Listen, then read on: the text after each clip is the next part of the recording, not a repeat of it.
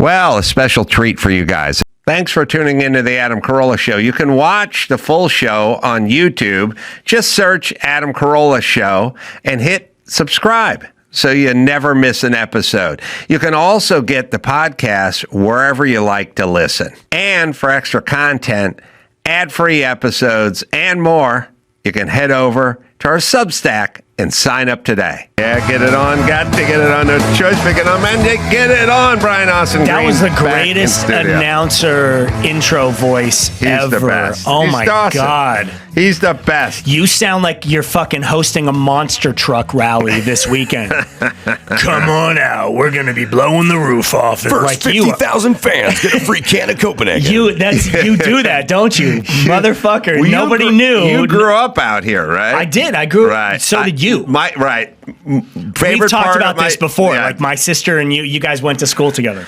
It's so weird. Lori, Yeah.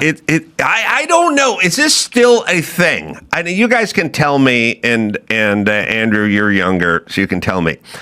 When I was in grade school and in junior high, you had to anoint a fox. Who was the foxiest chick in the school? You just had to anoint one in my grade school, and then when I got to junior high, there's like 3, and then when I got to high school, there were like 7. Wait, I need to choose? God damn it. We had to agree that there was a goat of a fox, of a chick, and Brian's stepsister was the fox of Colfax Elementary. Yeah. And she was the one. Now, she wore the crown. You would use her as an example like you would use Brad Pitt now. Like if you're saying to some girl, don't worry, you'll meet your Brad Pitt. You don't mean actually meet Brad Pitt. Totally, yeah. But you'll date a Lori Kovac. You'll get a Lori Kovac in one of these days. One day.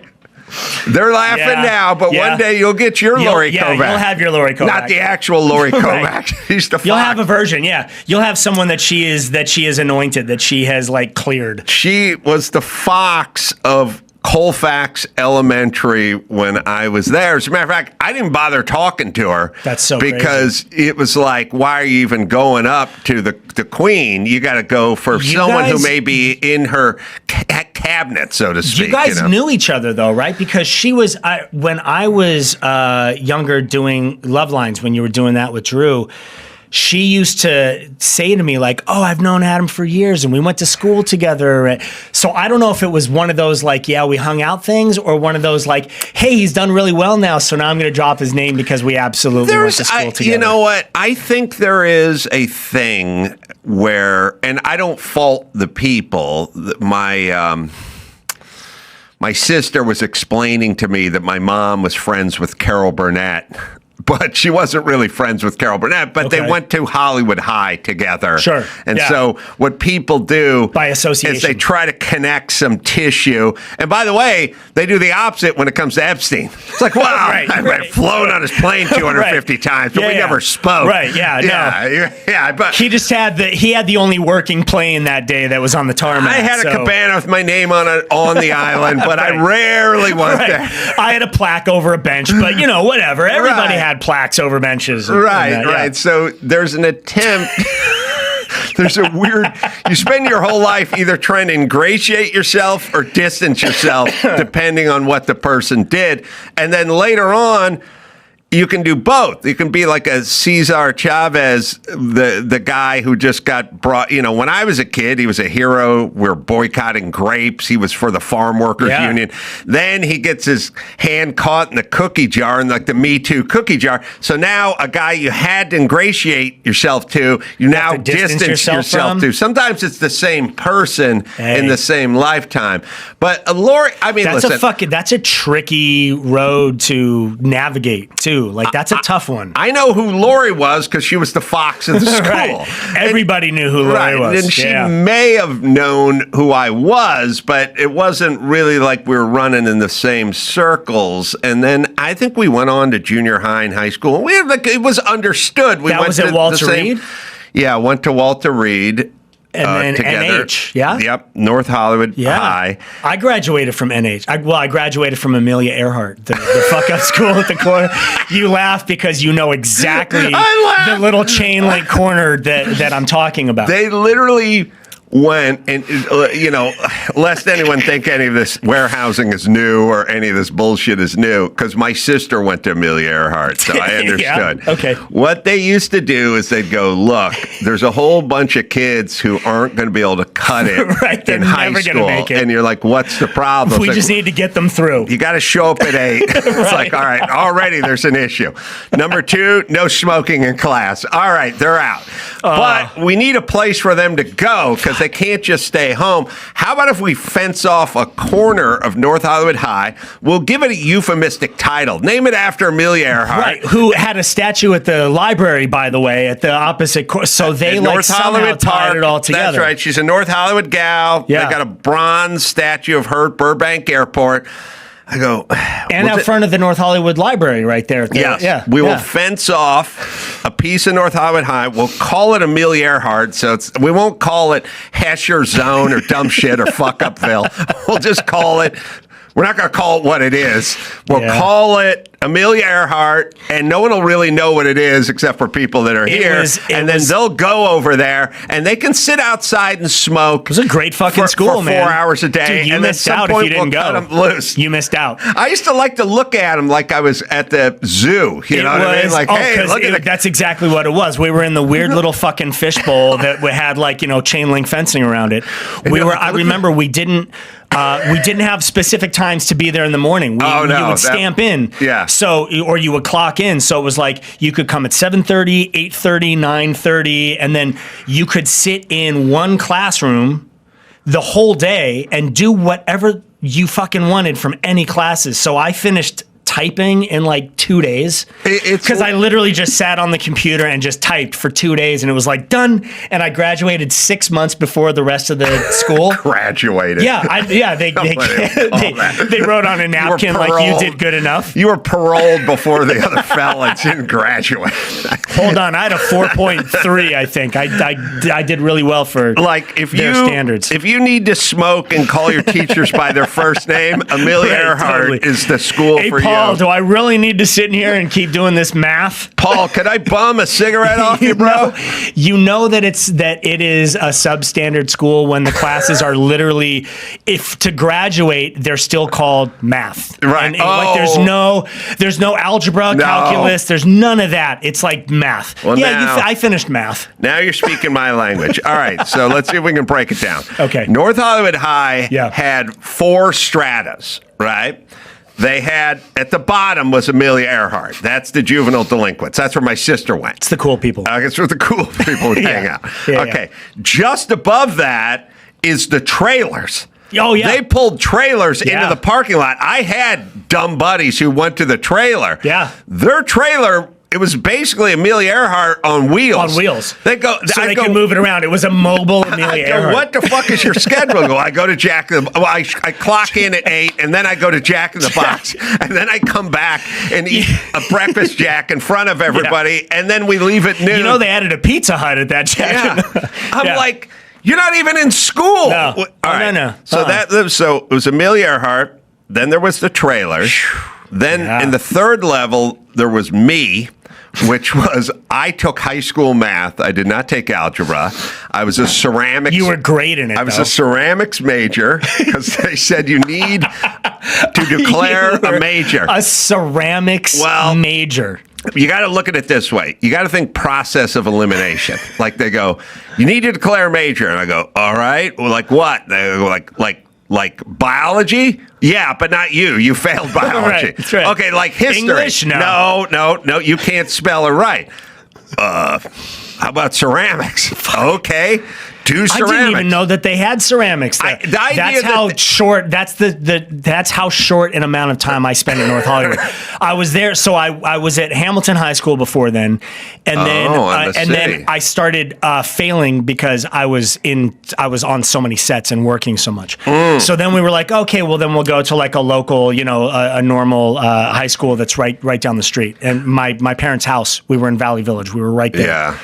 And so I went there, and it was like, no, this isn't lenient enough. Like I need more freedom. So, but you failed because you're a winner, because you were making money, because you were on sets. I mean, don't know. you weren't and Lauren Carolla who were just hanging out in the fucking valley doing nothing. I think that depends on the bar. I listen. Like, you were on a set. That's right. more than I can say I was for working anyone and making else money. there. So yes, I was winning that way. Where were you? What was your earliest projects? I did Knots Landing. I was 10 and a half. Wow. I was going to my elementary school was 32nd Street on the USC campus. So wow. I was in all like music academies. And then I started acting because I was going to school on the USC campus, and so student directors would come to our campus and pick kids for their like graduate projects. And How old were you when you started 90210? 17. Wow. Yeah. Still at Amelia Earhart or early graduation? No, so that was what pushed me to Amelia Earhart. I was like, I really need to excel in my education and finish it out on top. And so it was like, we were so busy doing the show. I was like, I really need something where it's, they just give me all the work that I need. I can just do set school and finish it. And it was my senior year. I used to do a joke because it was always funny that Bob Hope Airport or Burbank Airport, Hollywood Airport, whatever they're fucking calling it now, had a big bronze statue of Amelia Earhart right on the way from the security to the gates. Still there. Yeah, the same one they had in front of the North Hollywood Park. Yeah, library. Yeah.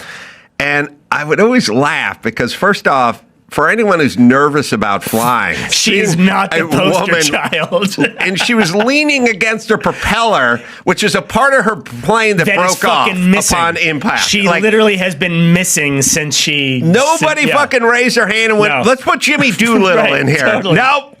How about Howard Hughes? Nope. We're going to put a bitch we've never seen again. She got into an airplane. We never saw her again. That's who's going to do it. Yeah.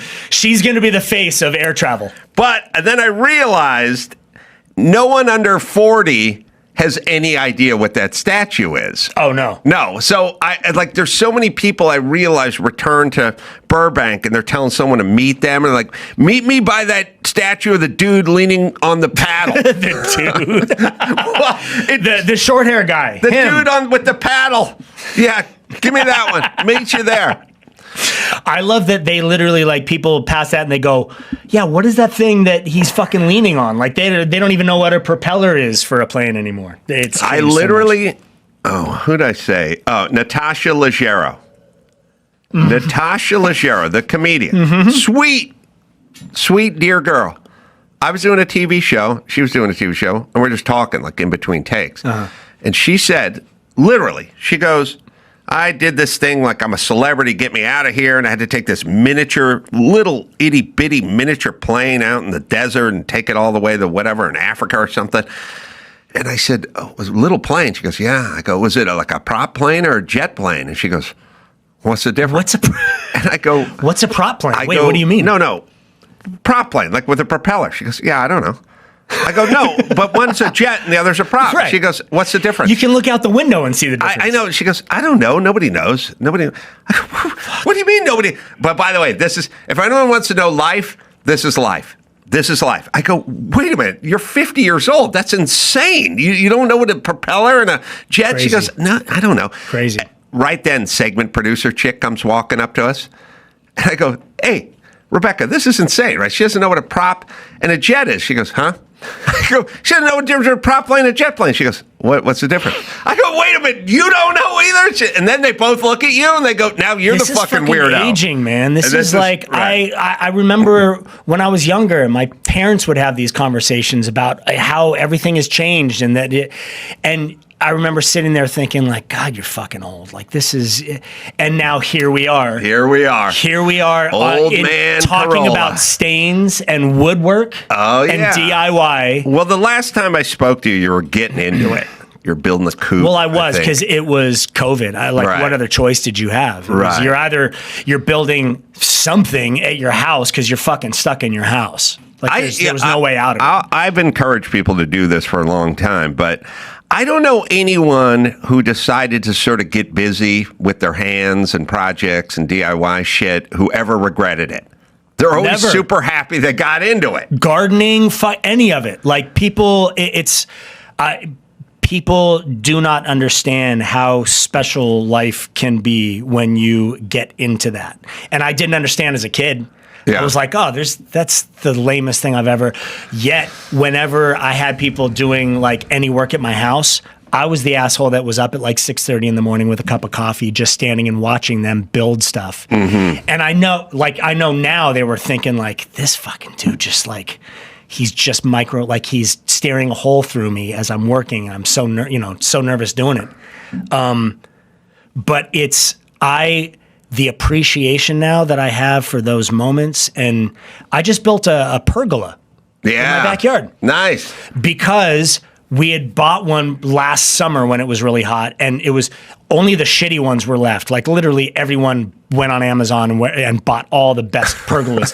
So we ended up with something that had like a solid, like it wasn't even an attractive one, but it was like, we need some shade. And then the winds that we just had that were between Christmas and New Year's, they blew because I never actually screwed the pergola down to the ground. I was like, fuck it, it's heavy, it's fine, whatever. I get it. Wind blew it into the pool. Sorry for laughing. Yeah. 4x4 posts? No, it was aluminum. They were aluminum posts. Oh, so you're talking about buckled. the kit. You're talking about the kit. Yeah, so those but then buckled. you built the pergola. So then, so I had to break that thing down, and then I went and bought 6x6 posts. 6x6. Yeah. Oh, nice. I went for it. Yeah, that's meaty. We're Bell Canyon, man. Like we're heavy winds at our house. You bought 6x6. 6x6 posts. And did you stain them up or something? Stained them up. I did a full mount to the ground. So they've got like the full metal mounts, really nice. I did all like really nice metal hardware on it all. I think I have a picture of it. Pictures of the pergola. Of course I do. I'm so fucking proud of this thing. And I'm going to search for these while we're talking. Yeah, go ahead. But it feels good. It feels good to be in. God. Well, okay, let me just say this. First things first, you're engaged. You're into something. You're into something. Yeah. And when you're into something, you wake up motivated. You want to get back into it, And we don't really realize we're not meant as human beings to hang out and read shit about ourselves. No. In air conditioning. We're not meant to sit on our phones all day. We're not meant to even sit all day. We are meant to go out and sweat and solve some problems. And I've always said it. And solve.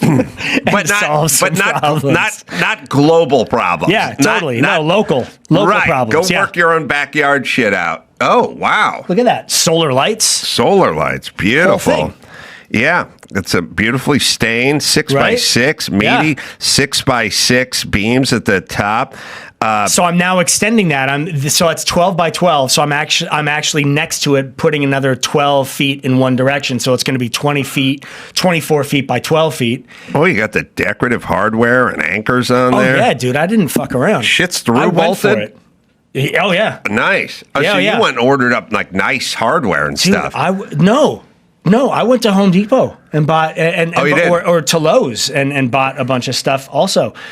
Shout out to Lowe's, man. I rented, so I don't have a flatbed truck, so I can't really haul wood. But they have the program there where it's like $19 or something, and you get like an hour and a half of a rental. Yeah. So I just fill it with all the lumber that I need, drive it, drop it off, go back and return it, and it's like $19 for a it's.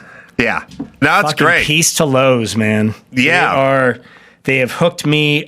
They haven't hooked me.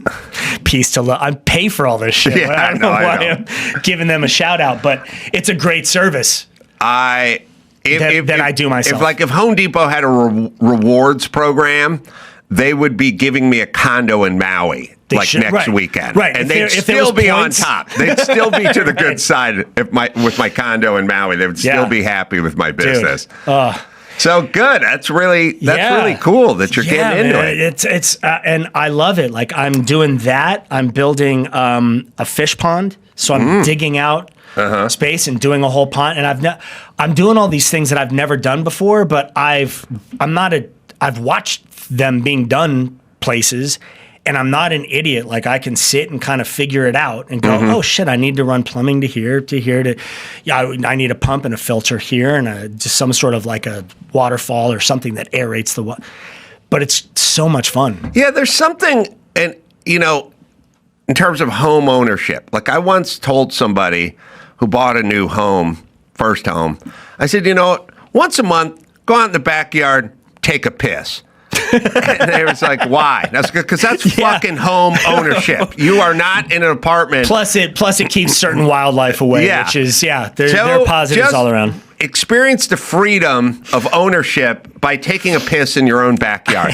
and he started doing it, and he was like, you know what? You're right. It feels good. It feels good. It feels right. And so, living in a house that you never work on in a weird way, it's almost like you're renting. You know what I mean? Like, get a project. What's it's really your funny? home. It's your place. We found this property up in Bell Canyon.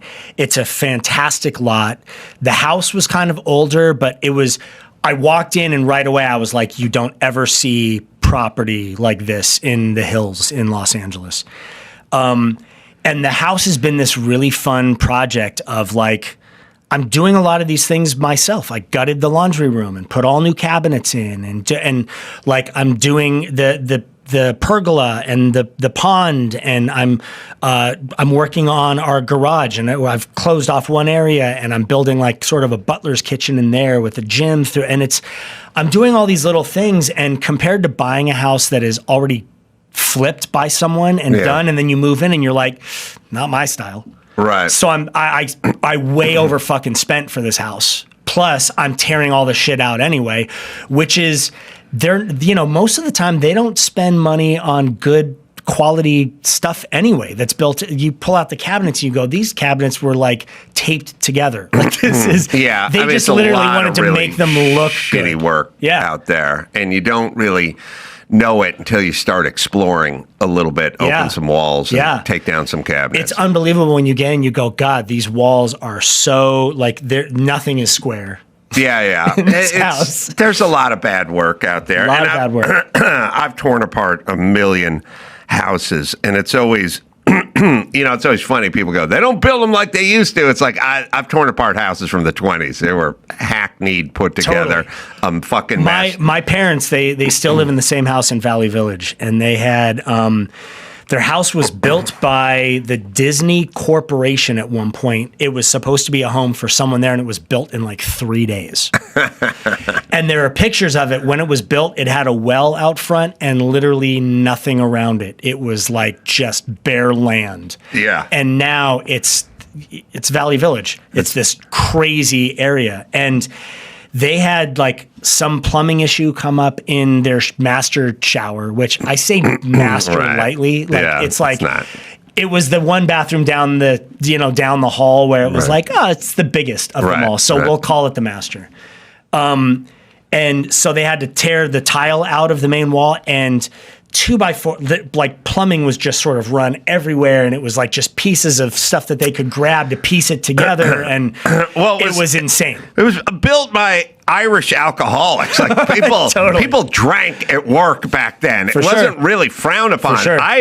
You tear apart an old house from like the 20s, you'll see whiskey bottles like stuffed in the crawl space in between the walls and shit like that. I've found insulation, they'll go, oh no, this is great. Plenty of bottles in there. So, I grew up in Valley Village too. I love that they call it Valley Village now. Like it's called elite. North Hollywood. They changed the name so the property values they could really juice it. The post office says North Hollywood. My parents bought their house in 1972 for $35,000. 72. All right, let's have a cheap ass house off and now value battle Valley Village style. Okay, go ahead. Yeah, 72. They bought for $35,000, and at that point, my dad was like, whew. 35. Big money. Oh man, I don't know if this is going to be tough. I'm a musician. The last time it appraised for 1.4. 1.4. Yeah. All right, I'll give you my counter Valley Village. Okay. My mom's house on Houston Street on the other side of Colfax, because Yeah. you guys are on that. You're on the park We're on side. the park side. Right. Yeah, yeah. I remember that. Yeah. I followed Lori home a few times. So I found Right. out where you guys live. Yeah, okay. So my mom's house on Houston, across from Colfax Elementary School. Yeah. She didn't buy that house. My grandmother bought that house in like 1951 for $10,000. Now, she sold that thing like 8 years ago for $675, and they bulldozed it. And It's it wasn't even a amazing. big lot. My grandmother's house, my grandparents' house on Wilkinson Street, a little deeper in North Hollywood, closer to Chandler or whatever. Okay. Yeah. Closer to the where the train tracks used to, Yeah, to run. that place was $12,000 bought. My mom still lives there. My dad bought a house in deep North Hollywood, like more like Van Owen or Victory or whatever, like Laurel, like sort of deeper. Yeah. But in like 1975, now this thing was a shitbox for like 13 grand on like Gentry Street or something That's out there. unbelievable. So it's unfucking believable. But if you think about it, you know, my dad, no one in my family made any money, but they could afford a $10,000 house. I mean, literally. Barely. Yeah, but I don't know what they needed 10% down, $1,000 down, and their mortgage was like $41 a month or something. And they were sweating every month. They were like, oh, man. But now I look around and I see these young guys and I go, you make 60 grand a year and you're looking at houses are 1.7. How is that ever? Right. That can never work. And it'll never doesn't make pencil any out, sense. right? It's this weird. It's this horrible thing though, where people like it's all property and the cars and they're all like this status symbol. And I'm at the age now where it's like I don't like a status symbol is the person that I am and like the love I have with my family and my kids. It's not these things like this isn't my legacy. Like this, Right. This desk is beautiful. You're not taking this fucking thing with you. Right. Like nobody's going to remember how nice your desk was in your plate, but they're going to remember whether you were an asshole or not. Yes. Like that's but that's Adam the was stuff an that asshole matters. with a nice desk, they'll say. Right, totally. Eulogy. Oh, that dude? Oh, yeah, fucking hand hewn. That thing was incredible. Ryan, he was a dick. Top of his class at Amelia Earhart. He was an asshole. Well, I do notice something, and you can tell me because I didn't know you back in the day, but I do know guys that were like, I literally went and did a radio show. I did Frank and Heidi's show yesterday on KLOS. And Frank, who was formerly kind of douchey to me back in the day, was super nice. And I've had that with a lot of guys. They were kind of douchey back in the day, and they're not douchey anymore. Like they're really nice. And I have this theory that guys get nicer and women get crazier as they get older, but the dudes, and I don't know if you've known this or this has always just been you, but there's so many guys who I really didn't like that much when they were 33, and I like them now at 55 a lot. Wait, was that me? I don't know because I didn't really fall into know. that? I didn't know 33 space. You seem like you had potential for douche, but I didn't know you back then, so I don't know. I've never had potential for douchiness, but Well, you have great potential. I mean, you Right. look good. Everybody you're has a 90210. You're in LA. I think so. The thing that's changed for me as I've gotten older is I have more of an appreciation for the simple things in life. I've always, though, loved having real connection with people and that. But as I've gotten older, like I've gotten way more secure with myself. Guys fucking age later in life. No, midlife crisis. Well, some of it is just the testosterone goes down a little. It's like every bully from high school, when you go to the 30-year reunion, they're totally cool. They're the nicest They're guys the nice ever. guys. And you're like, geez, I don't want to. Oh, God, I hope Chet Wheeler's not here. That guy's a prick. You know, Right. Then you see him. He's got a little bit of a Totally gut. not His at hair all. standing Yeah. out. He's like, hey, bro. And you're like, His hair. He doesn't even have hair. What It's great. happened Yeah. to Chet Wheeler? All right, let's take a quick break because we're going to Okay. bring Nick Leisure in, who I right. know is the director of Golden, and we'll get into the movie. We'll do a little less pergola talk. A little more movie Wait, talk. no. Some Wait, pergola talk. No, let's keep the bar high. A dusting of pergola. Yeah, with some, always a dusting of some pergola. movie plugs as well. We'll do that right after this. Morgan and Morgan. Well, I've known people that got hurt in accidents, and it wasn't their fault. And they tried just to tough it out. No lawyer, no help. Just hoping the bills and the pain would magically sort themselves out. Spoiler alert. They don't, and that's where Morgan and Morgan come in. Morgan and Morgan is America's largest injury law firm. They've recovered more than $30 billion for over 500,000 clients. That's a serious track record. If you're injured because someone else is negligent, well, you deserve to be paid. Don't try to white knuckle it alone. Reach out to Morgan and Morgan and let the pros fight for you. It's Morgan and Morgan, right, Dawson? If you're ever injured, you can check out Morgan & Morgan. Their fee is free unless they win. Yes, that's right. Their fee is free unless they win. To learn more, go to forthepeople.com/Adam or click the link in the description below. To learn more, go to forthepeople.com/Adam or click the link in the description below. This is a paid advertisement. Huel. I can't tell you how many times I've been flying out the door to go film before I've even had something to eat. And that's why I love Huel's ready to drink full meals. They have 35 grams of protein, 27 essential vitamins and minerals, no artificial sweeteners, colors, or flavors, gluten-free, and it's under $5 a meal, which is incredible for how much good stuff they pack in there. It's a complete meal, and you can literally grab and go. It's like a meal, take in your hand, hit the road. So if you have a little more time, and sometimes I do, I'll use their powder and blend it up. Do it with some fruit, make a shake out of it or whatever you like in your shake. If you're trying to stay consistent, this combo makes it stupidly easy. It's Huel. Right, Dawson?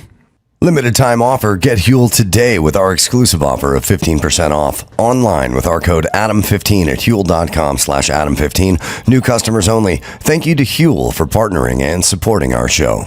Brian Austin Green, Honey back in that voice. studio. That is unbelievable. Director Nick Leisure here. Golden is the name of the movie. It's in theaters now It is. and VOD. Very exciting. Watch the trailer moments before we started the show. Well done. Thank you. It looked like you a watch really it? good movie. No, I just watched it. I couldn't get it on my TV. I only had it on my phone, and so I was like, I don't You're want to not a watch phone this watcher. movie on Yeah. a phone. But I I just get it. watched the trailer, which is very strong. It's hard to cut together a good trailer, Yeah. people. Yeah, it is. People don't really get that. Yeah, it depends on the genre too. Like it's very, I mean, this movie is very much like a fun popcorn summertime movie. Like we don't take ourselves too seriously. We really try and find the humor in the moments. Let the situation be funny when it's funny, and it is. Like there's a lot of aspects of just situational comedy. Yeah, in it. There's comedy in the trailer as well. And, it was funny. I was thinking about with Nick, I was like, Leisure. And then I thought about the actor, David Leisure. Mm-hmm. And then I said, are they spelled the same? And they said, yes. And then I said, they must be related. No. But no relation. No relation. Not at all. Not at all. No. Just there's two Leisures. And that's Apparently. it. I did, and not related to Leisure World, the place. Okay. Right. But or a leisure suit. Or that a leisure would be suit. Yeah. I did have a weird moment where, like a year ago, I was driving doing some comedy club, and it was way on the other side of town. And I've got parts of L.A. There's parts of L.A. You live in L.A. your whole life, and there's parts you've never go seen, to. you've never go to, Dude, you never still, go down that street every day. Have no it's on Hawthorne Street. I'm like, I don't know where that is. And then I look at maps and I go, oh shit, yeah, I have to go somewhere on Monday, next Monday for work, and I'm like, I've never I don't even know where that area is. I And then I looked passed. at my map on the map, and it was like, oh, it's like 3 blocks away. Like, it's the craziest. I was driving down the street. I looked up and I saw a big sign that said Leisure World. And I realized I've never seen Leisure World. It's a retirement. Is it a retirement? I thought Leisure World was like an RV. No, sales it was a thing. retirement. I thought it was outdoor furniture. It's a retirement villa. But I finally, because every football coach I ever had in the Valley would yell, "Gentlemen, we're not in Leisure World." Like, especially when you were Right. 9 years old, We're not. you were doing push-ups, You're right. and they were yelling, "We're not in Leisure World." And when you're 9, you're like, "I don't know the fuck. Right. Where is Leisure Yeah. When you World?" get older, you're going It's to a think about me. retirement 'Cause You're community. gonna, Yeah. you know, when you're like 90 and you're sitting And in I'm Leisure in World. Leisure World. Yes. So, how did you guys come together on this project? We did that project before. Remember last night Yeah, we did together? we were here before. It Yeah. was that, and so Nick had just randomly reached out to me for that one, and we worked together up in Sacramento, and it was during COVID. Like, it was this really weird time where nothing was really going on. So we felt so lucky and fortunate to be on a set and be doing it. And then we had to follow all the weird rules and the testing every couple days. It was this really like complex thing to do. But we had very similar like attitudes and energies in doing it. Like, neither one of us take ourselves serious to the point where we're like, I feel like I'm better than anybody else, or that drives me fucking insane. So it was a really great work experience. And then this one came along, and Nick reached out to me again and was like, "Hey, it's we're shooting a lot of this in Mexico. It's going to be this really sort of fun run and gun kind of thing." I was like, "Dude, let's go." And we goofed off a lot again. Yeah. You got a Sacramento connection, right? Yeah, I was When born did and I raised in see Sacramento, You? I but- saw you after a show. I think we're talking, was that in Sacramento? No, I came for your Christmas party. I know, but didn't I see you also after a show? Oh, yeah, in Sacramento. Fuck you! Yeah. See what you did? You did. Oh, fuck off! Yeah. I see what See, you did to me. You did, Yeah. what was it? It was a comedy spot. You were doing Fucking stand-up. Blew it. Yes. Hello. Yes, You I do remember stand that. up? Yeah. Well, not according That to was in Nick. Sacramento. Nick has no Punchline. recollection. It was of at the it. punchline. I talked to you According after to him, the I fucking only do show. Christmas That's right. presents. That's They were right. Christmas I parties. do Yeah. remember that. Now we Okay, remember. I remember. I just remember the Christmas parties. You haven't came. I Brian, haven't, but because I don't. This guy has great food. He has like a lobster truck out there. He's got like tacos and We did a fucking pro celebrity race, and this fucker tried running me off the track before turn one. Like, literally, the flag came down, and he started trying to bang me into the wall. And so I'm not Was coming to that this with Christmas the, party. uh, Fuck You it. won the race. was Fuck that it. with the Ryan won the Porsche you race. had the one you were showing me on YouTube I won. last time? No, No. it was a Toyota race. So Okay. it was neither one of us owned our cars. He was showing me this crazy video of him racing this like $12 million Porsche or something. The That was an Newman one or expensive something. Porsche. Yeah. Yeah. How did No, that go different down? car. Did you hit a wall with it? I ran. Fucking tire wall? I ran Tori Spelling right into the wall with my 935 Porsche. Yeah, she was asking for it. Oh, Jesus. Jesus Christ. So yeah, so Adam brought me here after the race because he was like, "You fucker, you were like coming out, after me in the first straightaway before to chew turn you one." out. And then he had the in-car footage. These GoPro cameras were set up in the cars, and so he ran them simultaneously. And sure enough, you see him do this, and then you see me fucking take the hit afterwards. I was like, "See, motherfucker." So he this does that dirty on the dude track. tried fucking running me into the wall before turn one. Okay. Literally, the Okay. flag. We know came how he down, drives now. and he like tried wiping me out right away. I don't So I recall beat him. that. Right, totally. But that race is the funnest thing you'll ever do, right? Did you hear that Les passed? Oh, Les Unger. Les Yeah, Unger. the guy puts the whole thing on. Yeah, He I know. passed away just recently. So Sad. fuck yeah. It was so much fun. Yeah, much love to him and his family. Oh my God. There used to be fun shit to do if you were a celebrity. They had best. They had the Dodger All-Star softball game. That was fun.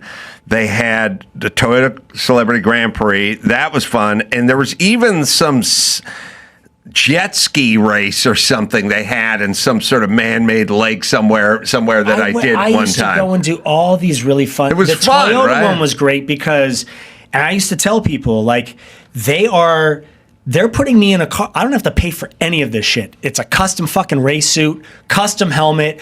Like this guy's coming and fitting me in all the stuff. I'm in a car and my name's on it. If I crash it, they just put me in a brand new one. Like there's no So fun. risk for me at all.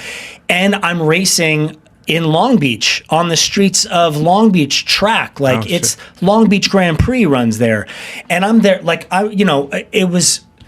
we get a weekend of like this really fun training. We were out in Palmdale doing in the desert. Yeah. Sounds Willow fun. Springs. Oh my God, it was so much fun. Well, And what it is, I'll tell you what I tell people all the time. Like if you get to do one of these celebrity things, I go, listen, you can go rent out Willow Springs with your buddies and do a track day, or you could rent out a major league ballpark and go have a softball game.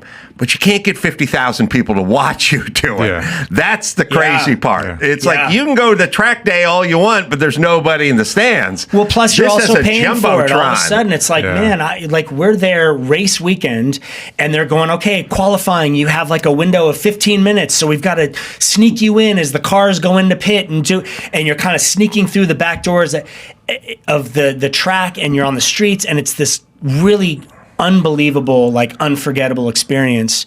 And that was a time when people did that. Like now, those things don't exist the same Sounds way. like and I Adam miss needs to them. put together a They race. were great. They were great because they were these bucket list things that literally you could never, ever in life do the same way, and somebody's treating you to the whole thing. I did this Special Forces show on Fox. Oh, yeah. How was that? Unbelievable. Like it was incredibly difficult, but I'm doing these challenges and these things where I will never in life have the opportunity to do those things. Right. It couldn't be safer. It's on Fox. Where did you film yours? New Zealand. Oh, wow. In the snow. It was freezing cold. It was ridiculous. Like it was the worst conditions a human But being it's could probably be in. things you didn't want to do on a daily, though, right? No. Crazy shit. The challenges were, I would get to all of them, and it was just, I was so excited to do them. I was like, absolutely, I want to like shimmy across two metal poles, 275 feet above like a stream. Absolutely. Like all these things. Give me the harnesses and the stuff. I want to do all of it. Live it, like having to live in it because it is this fully immersive experience. That was the hard thing. You're living and sleeping in these barracks that are just, you have to do everything in pairs. They come and they work you out at 1 o'clock in the morning. Like it is just. How long did you last? For 3 days. What did that mean out of the 8 celebrities you finished? Like Dr. Drew did it and was out, the first celebrity out. He was out, but he was out for medical reasons. Yeah, he dehydrated or something because he was in the desert. He was in the desert. They were in Jordan for season 1. Oh. But they don't take care of you like a celebrity there, right? No. So that's the thing that is hard, is it's shot like a documentary. So you show up and you're in it, and there's no camera crews, there's no director, there's no producers, there's no coffee breaks, there's none of those things that you would want. You are living in barracks. They are running you exactly the way they would when they're training people in special forces. And so you're in it, and it's exhausting. And it's 24 hours a day, 7 days a week. It's an 8-day run. The challenges, honestly, were the easiest part because you go and there are Probably the 13 mental other part, people. right? Screaming at you and stuff like that. But I was fine with that. Like I'm okay. Adam's been screaming at me for years, so I'm fine with all of that. Right. Kind of call that a pergola? Right, totally. You make me what sick, kind of son. lumber is that? That's crooked. You picked that out. That's shop grade? Jesus Christ. It's twisted, of course. You want with kill drive? Right. Get the fuck out of Come here. on. Your last Come on, easy Green. pergola was yesterday. Failure. Yeah. So, no, you get to the challenges and you get to sit back for a minute and rest because other people are doing the challenges. So that's the one time where you get to kind of sit and chill a little bit. You can't talk because they'll come and yell at you in your face. Did everybody do the same challenge though? Everybody, so you got to and watch it wasn't, other people and it fail? wasn't like you could be voted out. You could literally fail all of the challenges. It was just about lasting the entire 8 days. But people after a couple days would go, I can't do this anymore. Like it's too mentally and I just physically feel like exhausting. if you saw other people do it though, then you could kind of plan and go, okay, I saw how they fucked You up. think right? that, but when you're in like a frozen lake, there are these challenges where it's like it doesn't. There's no advantage to going last. Like you can. There are certain little tips and tricks you can pick up in watching, but for the most part, the challenges were fucking hard challenges. Was there one that was, what was the scariest or the most intimidating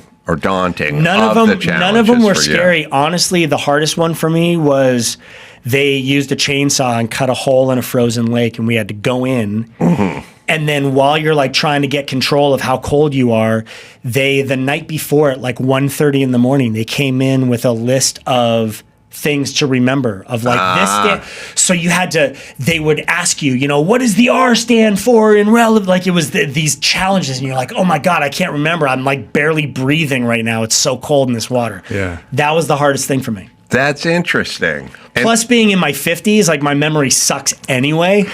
So then it was like, okay, now you're, like a lion is trying to eat a steak off of my leg and you're asking me to remember these things. yeah, the cold dunk is tough because your body kind of goes into a little bit of a panic mode. Yeah, your brain isn't working clearly. Like you're not, You didn't do the whole Wim Hof thing beforehand to try to prep for it?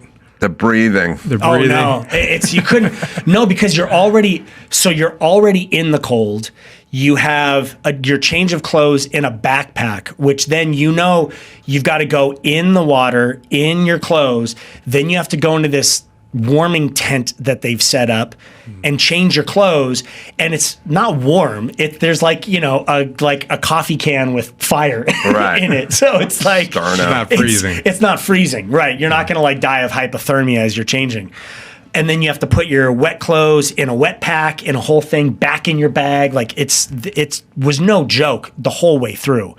But you do people kind of go like I did Dancing with the Stars. I don't know how to dance. I just did it because it's like, when are you ever going to be in a ballroom with 500 people surrounding you and an announcer and a spotlight and stuff? Like it's the same as I said, you can rent out Willow Springs with you and your buddies, but it'll never be as cool as the experience. You don't get a chick dressed in a Tecate bikini holding a sign with your name on it next to your car as you walk into your car, right? It's true. Like you don't get that shit. It's you true. don't get.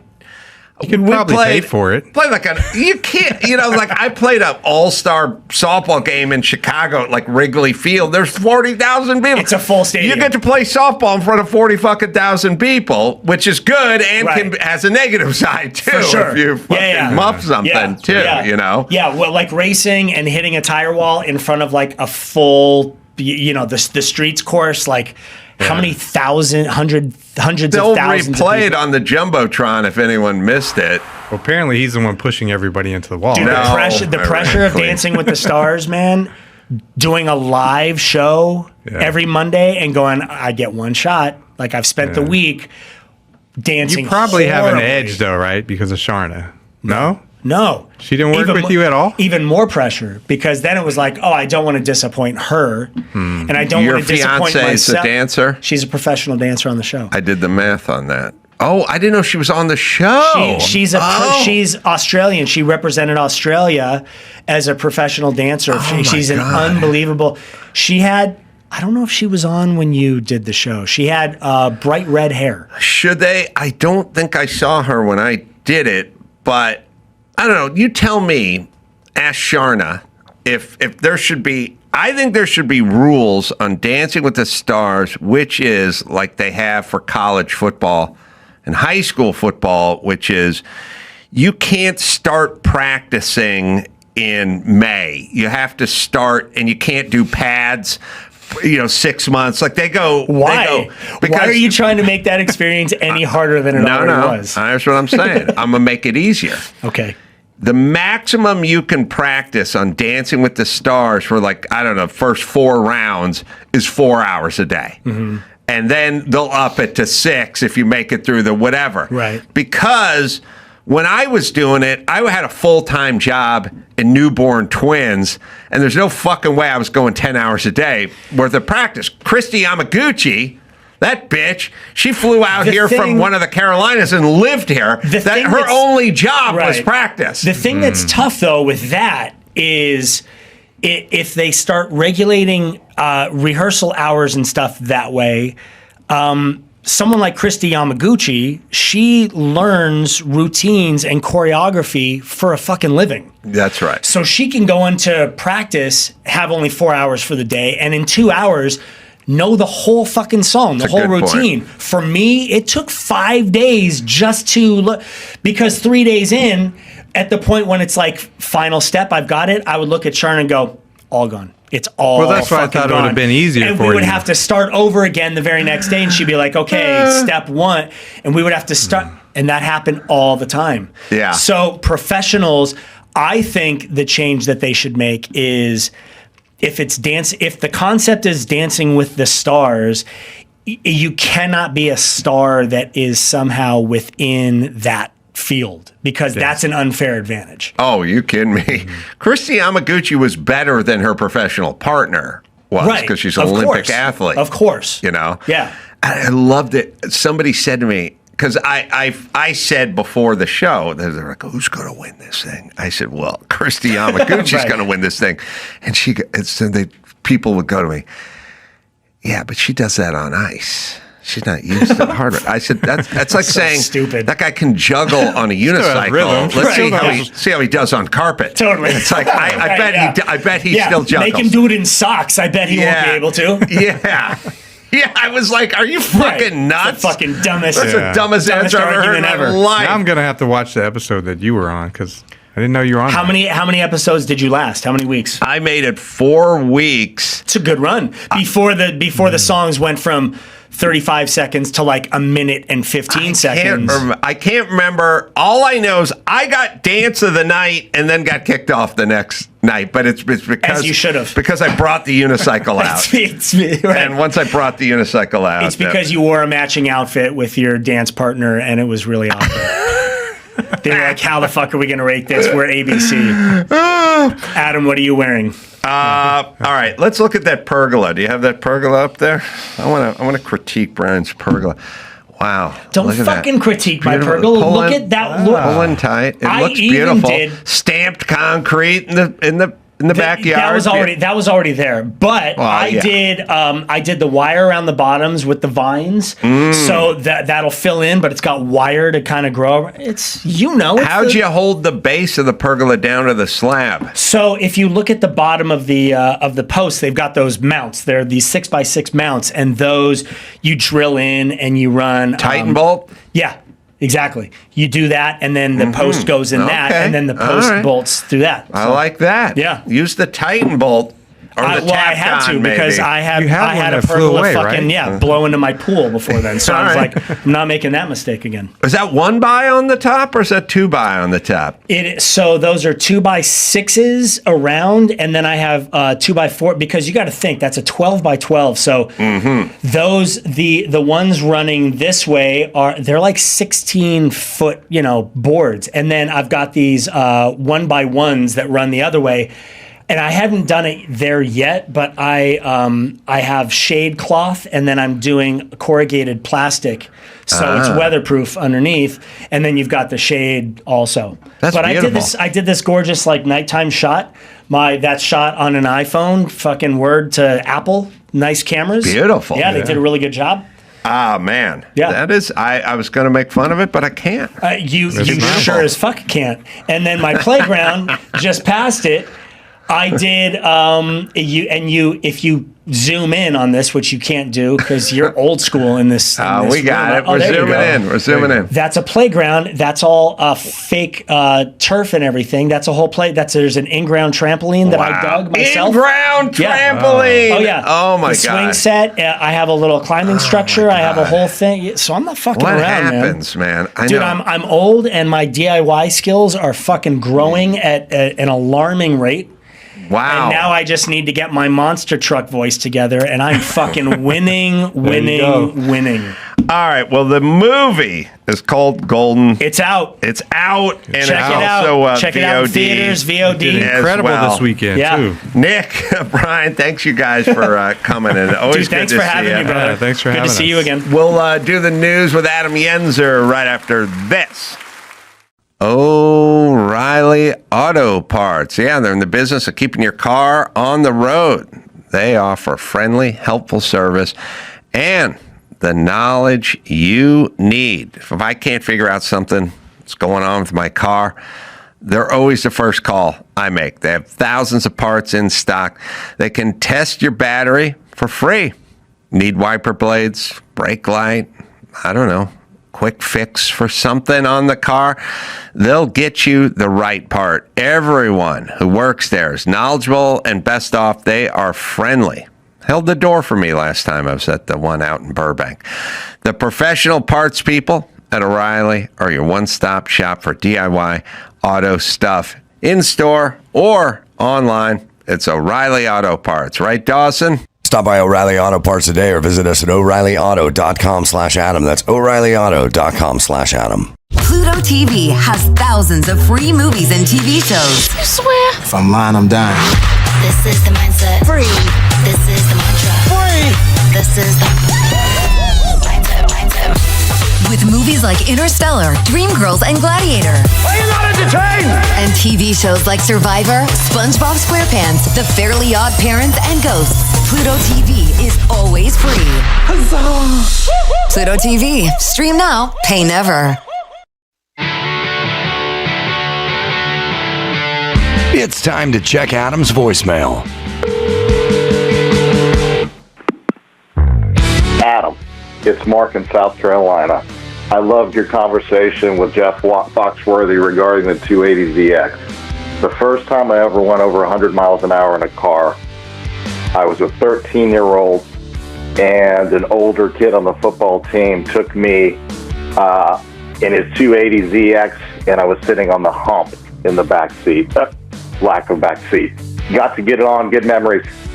You can leave us a message at 888-634-1744. Yeah, man. Adam Yenzer is here. Good dude. Funny comedian. Thanks. Good to be back. Good joke writer.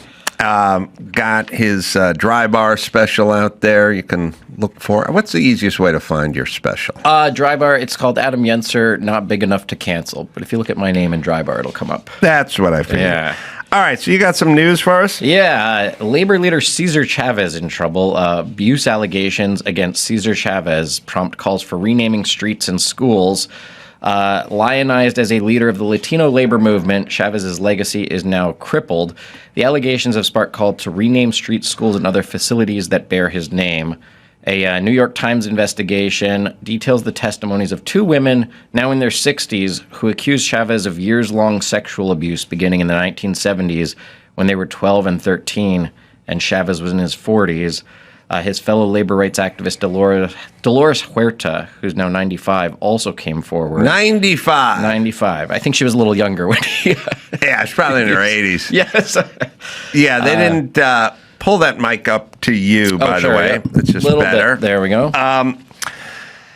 So it's the problem. Here's the problem.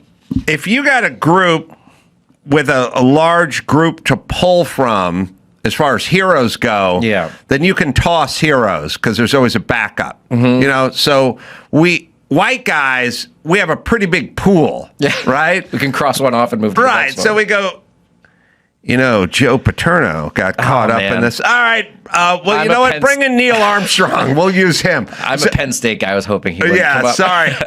I had to bring him up. No but worries. my whole point is we can get rid of half the founding fathers. We still got Abe Lincoln. Yeah. Never know. Mexicans, they don't got a deep pool.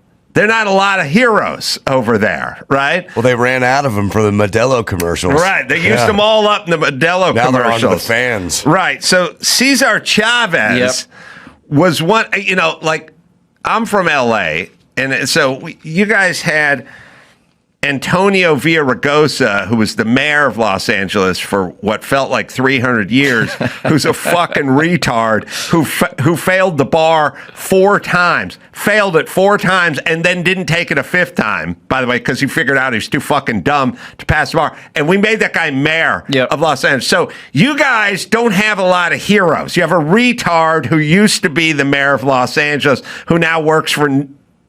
He worked for like Nutrisystems or something, Herbalife or something like that. He's a fucking loser retard. All right, so you only have a handful of winners. It's sort of like with the Mexicans out here, at least. Now, look, you maybe got your Pancho Villas or something wherever your homeland. But I'm saying on this soil, it's slim pickings. Yeah. Like the only people that are... They can't change it to Pancho Villa Boulevard and Pancho Villa High School. The only people that really have slimmer pickings than the Mexicans are the Japanese. You guys got Yoko Ono and George Takei. Yep. The 2 biggest fucking idiots I've ever met. Like the 2 worst artists on the 2 biggest complaining assholes on the fucking planet. And those are your 2 most famous Japanese is that. Yeah. That's all you got. Mexicans tough too. Like sometimes they'll do that thing. Well, they'll go, there are plenty of influential and famous black female inventors. Yes. There's Marjorie Johnson. She invented the ironing board. Okay, by the way, every table's an ironing board. Yep. No one invented an ironing board. The 10 minutes after what about the guy invented peanut butter? Okay. Yeah. That ain't a lot. It's that and windshield wipers, I remember. Because they were always... When I was at the Ellen show, she would always want to do monologues about all the things women have invented. Yeah. And every time we researched it, it was the same 5 things come up on Windshield Google. wipers. It's By just the way, every single thing is always the same There's list. a couple things. They invented... So-and-so's Mickey Dolenz mom from the Monkees or whatever. Someone invented whiteout. That's another female thing. That's you putting white nail polish on typos. It's not... And also... Things like windshield wipers. 10 minutes after a car was invented 10 minutes after the invention of the windshield, the first day it rained, somebody thought, it's not like we wouldn't have windshield wipers today. It wasn't an industrial And by the way, revolution. and let me tell you, a woman invented windshield wipers. A woman told a dude to make windshield wipers. There should be something that moves the water, and then the guy fucking did all the work. That's what happened. So it's very slim pickings for the Mexicans. So they took Cesar Chavez and they turned him into a folk hero. Like they went big. Now I'm from Southern California. And remember, my mom was a hippie, and Cesar Chavez was a leader, a labor union leader for the farm workers of whatever. United Farm Workers. And we had a boycott of grapes. Look it up. There was a grape boycott. We boycotted grapes. That'll learn them. In like 1974 or something. There was a grape boycott like 1974. And I remember my mom going,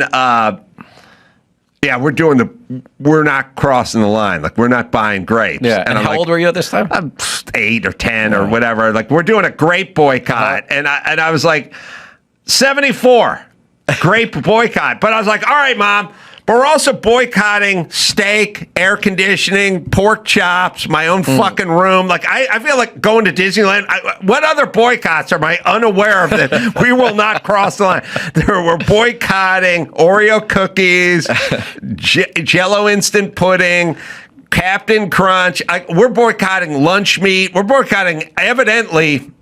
There's a lot of shit the Carollas were boycotting back then. Grapes officially, the grape boycott, part of the Border United Farm Workers, UFW movement by Cesar Chavez. Dolores Huerta. Oh, that's the one. Was substantial efforts, blah, blah, blah. So I remember the boycott. Now, so here's the thing. Here, I got mixed feelings about Cesar Chavez because on one hand, I'm not down with having sex with the underage girls or the rape or whatever he's accused of. On the other hand, he used to use the term wetback all the time. And you're very pro that? Yeah, I gotta kind of go like, you know what I mean? You got to separate. You know, it's like Hitler's bad, but he did love his dog. Yes. You know what I mean? And so this guy's a serial rapist, but he said wetback all the time. And I was like... Now, maybe they could, on all the signs, just instead of renaming them, they could put a little asterisk. Yeah. And then at the bottom of the sign, there's a long descriptor of We're going to we need approve that. People think he was some sort of hero and pro immigrant. He wasn't. The people in the union were the people... So... This guy did not want illegals coming across the border, swimming the Rio Grande, thus he called them wetbacks.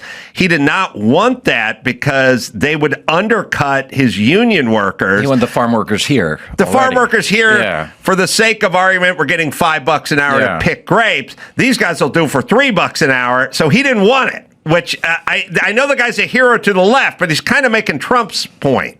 All right, here we go, sorry. I find very interesting. Would you say that it's, at this particular moment, as important as any of the other problems facing the union? Oh, yes. In the last 3 weeks, last 2 weeks, it has become by the thousands. Just snuck that wetback in there. So again, even a broken clock is right twice a day. And now, from your analysis, do you think, I feel like these allegations just came out in the New York Times, but I feel like there's always rumblings that people kind of know there's something shady. Like, people know that beforehand. Do you think that because the Mexicans don't have a deep well to pull from, maybe Biden opened the border because they were like, if we bring 3 million of them in, we're going to need to replace one of these heroes soon? There's an element of, look, Martin Luther King, had some extramarital affairs. Yes, They don't really talk about that often. You know what I mean? So there's an element of protecting, your guy. Yes. But again, blacks have a deeper bench to go to. Yeah. And they don't, but the Mexicans, they don't have a deep, I mean, it's Mario Lopez, I guess. Got to be a top fiver. Like what? Where? Mario Lopez High School and Mario Lopez intersection. Listen, I know Mario. He's a fucking family man. He's a good dude. We can why nominate not him to Karen Bass as the replacement? Why not we replace the Cesar Chavez Boulevard with Mario Lopez Ravine? He's in this town. He's fucking paying taxes. He's always working. I think you solved this one. That's good. Dolores Huerta's 95. Hold on. Karen Bass just signed a proclamation renaming Cesar Chavez Day holiday as Farm Workers Day. First Columbus, and now this. Well, first of all our problems are solved now that we got. In L.A. In L.A. Yeah. I have a more sinister view on it. I believe they knew all this shit. They knew everything about this dude for the longest time.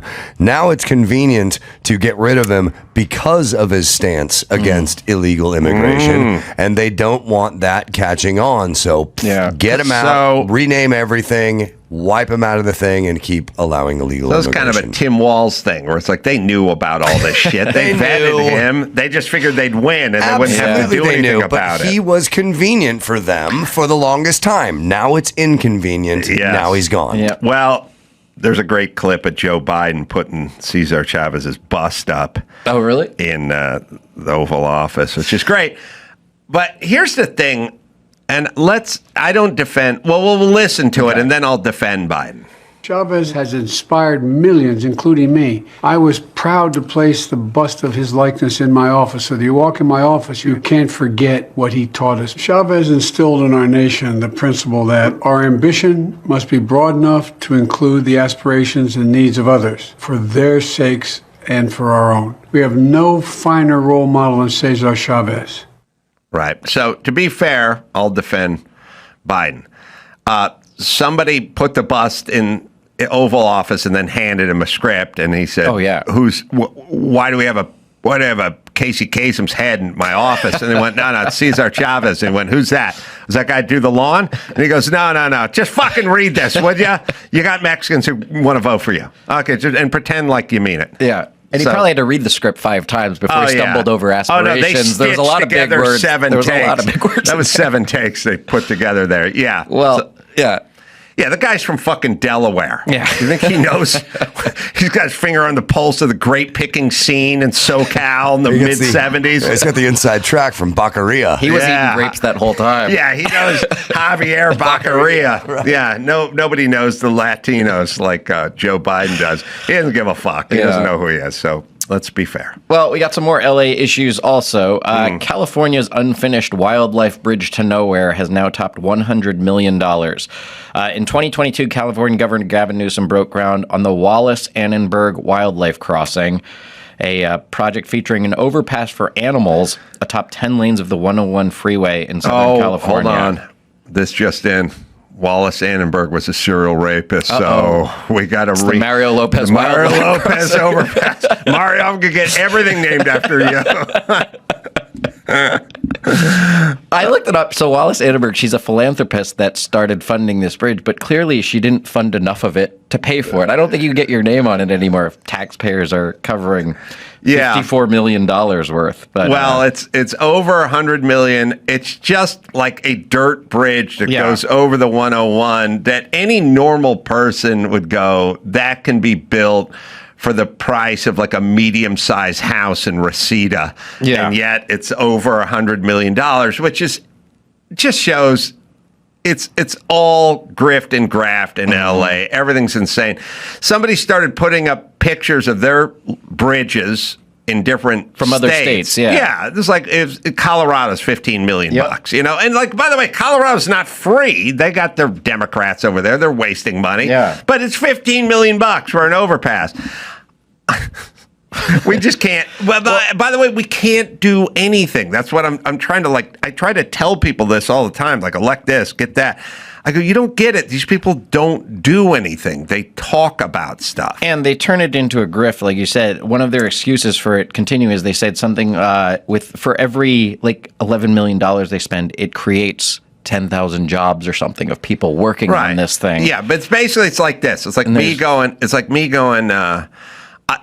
walking into the next room and taking a bunch of plastic forks in a box and throwing them on the ground and going, all right, I'll give you $10 to clean that up. Yeah. And it's like, all right, I've created a job, everybody, except for it's still a fucking waste. Yes. Yes. And we have a video here. The woman who's in charge of this, her name here is Beth Pratt. She's saying the bridge will be used for everything from monarch butterflies to mountain lions. So monarch butterflies fly, but apparently they need a bridge also to get over the road. And here she is. She's basically blaming the over budget thing on Trump's tariffs. And things. Yeah. It started 10 minutes ago. Yes. The bridge they started 5 years ago. Yes. All right, here we go. When we started, can I say this? If this thing is ever finished, Mexicans are going to do a street takeover. They're going to be guys in Dodge Challengers doing Brodies in the middle of this fucking thing. They're going to pull all the wire out of the lights, and the LAPD is just going to sit there and watch and go, there's nothing. There's nothing. I cannot wait for the street takeover of the fucking bridge. Guys, we'll put them in those, like, quads. Yeah. Yeah, we'll have them in those four-wheeler quads, and they'll just be doing fucking donuts. Wheelies across the thing on the little mini motorbikes. Yeah. Oh, God. Also, anybody with a straight face in LA goes, look, we just need a couple of more dollars to finish that train. Like, are you fucking... I would rather speed in my car and throw it out the fucking window. It would go to better use than give you more fucking money for one of your projects that never ends. Yeah. And I love that woman's outfit with just holding a stuffed puma. She reminds me of when in the early days of like American Idol and like the X Factor, every now and then somebody would walk out and just from their look or they were just a crazy character and Simon would immediately be like, no, this isn't happening. Right. I feel like when she comes to pitch this project, you just see that and you go, no, she looks insane. We're not going to do this. We did the Hoover Dam in 5 years, everybody. We can't build the overpass in 5 years. In the LA Fire Department news, 4 of the 5 members of the Board of Fire Commissioners, which oversees the Los Angeles Fire Department, are stepping down at a time when the department is under intense scrutiny because of its missteps in handling the devastating Palisades fire. The departures, they include board members. They're all women with 3 names. There's okay, let me tell you something. Yes. Hyphenated name chicks. Yes. Oh, they're the worst. Yep. Okay, let's hear the lead woman's name. Let's just sit on this for a second. There's first Genethia Hudley Hayes. Okay. I just picture a bunch of fat women of color doing fucking nothing all day. And she's 81 to top it. So really? Genethia, who was formerly like a school union person? Yeah. Okay. School board member. Okay, so we'll go in order again. Yep. Genethia. Then we've got... get the full name. Sorry, Genethia. Genethia Hudley Hayes. Okay. Then next we've got Corinne Tapia Babcock. Another effective name. Yep. Then we've got Jimmy Woods Gray. Jimmy is the name, but it's a woman. Jimmy Woods Gray. So we got all 3 hyphenated so far, and all 3 chicks. And you know what? I'll say it once, I'll say it again. It's important to get women of color in positions of power so we can fix this fucking city, right? Yes. You imagine how much more of it would have burned if these were white guys with just 2 names? Yeah. Instead of 3? They wouldn't have that extra name to lend them credibility. Yes. And then the 4th one has only 2 names, but it's Sharon Dulagok. Wow, that's a big name. Yeah, it's an impressive name. Here's what we do, and everyone hates me, but I mean it. And everyone goes, what's wrong with DEI? What's wrong with DEI? This is what's wrong with DEI. Look, you can appoint as many ceremonial bullshit, doesn't do anything jobs as you fucking want, but at some point when it comes down to fire panel or commission, shit burns down. And you need competent people in those positions. And they can be women of color, but most often aren't. And we need the board to represent the best we have, not the diversification of whatever. And this is the fucking problem. I don't know why. It's not a racist thought. It's just a meritocracy thought. Now, listen. All the ceremonial bullshit jobs you guys create, knock yourself out with the fat black lesbians. Go nuts. But when it comes to real important jobs, then we need boring white guys or fat black lesbians who are really good at fire prevention. Who are qualified or have done it before. Right. Like one of the things they suggested as these commissioners were leaving is instead of 5 to expand it to 7 and include an active duty and retired LAFD member. And it's like, how is that not already part of having someone who knows what they're doing? What is their title again? It is the Board of Fire Commissioners. Right, but nobody who's ever been in a firehouse. No, there's a school board member and a fat black lesbian. So fucking... Here's what I'm saying, people. Eventually, people die with your bullshit DEI stuff. Eventually. Again, it doesn't... Look, you let the chick on to the campus of Harvard, even though her SAT scores weren't as good as the Asian chick, and toss the Asian chick off. Nobody dies. But you give them these kind of important positions, and yes, people get killed. Also, and I'll play you the clip. People forget about this. We played it right after the fire. This is totally insane. What is this dude's or chick's name? This is our position, I guess. LAFD. I can't read. Assistant chief. All right. The assistant chief of the LA Fire Department is a large brown woman, and she's going to sit down and give us her feelings on fire prevention. You want to see somebody that responds to your house, your emergency, whether it's a medical call or a fire call, that looks like you. It gives that person a little bit more Pause it. First off, that's an insanely racist thought. It's an insanely racist thought. And I think there's a lot of projection. I think a lot of black and brown people are actually racist, and they think we invented racism, so we're going to have this kind of racist thought. I have no idea and no thoughts about the color or even gender of the person that shows up to my house. I just want them to show up.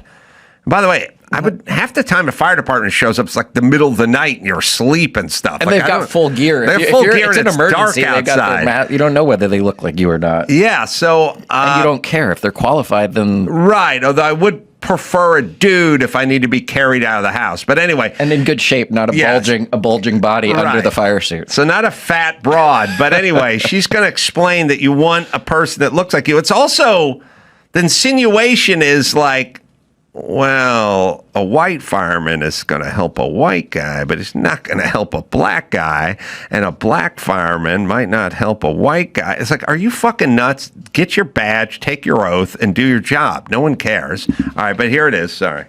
You want to see somebody that responds to your house, your emergency, whether it's a medical call or a fire call, that looks like you. It gives that person a little bit more ease, knowing that somebody might understand their situation better. Is she strong enough to do this? Or you couldn't carry my husband out of a fire, which my response is, he got himself in the wrong place if I have to carry him out of a fire.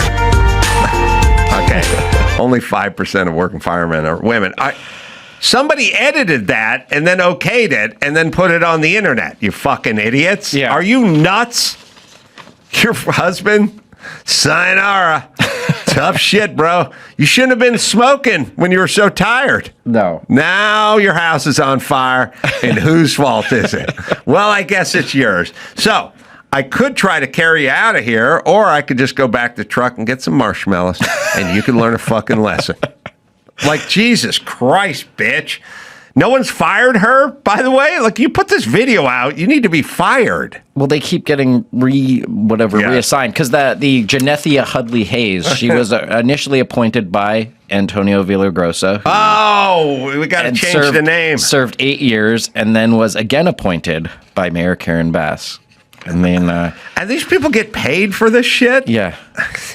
We are so and fucking Janethia nuts. she said, for me, it's time to retire at 81. It's time for me to take care of Janethia. So 81. Oh. And I assume it's like a Biden 81 and not a Trump 81. And after a long career of not fighting fires. Yes. It's time to retire. Yeah.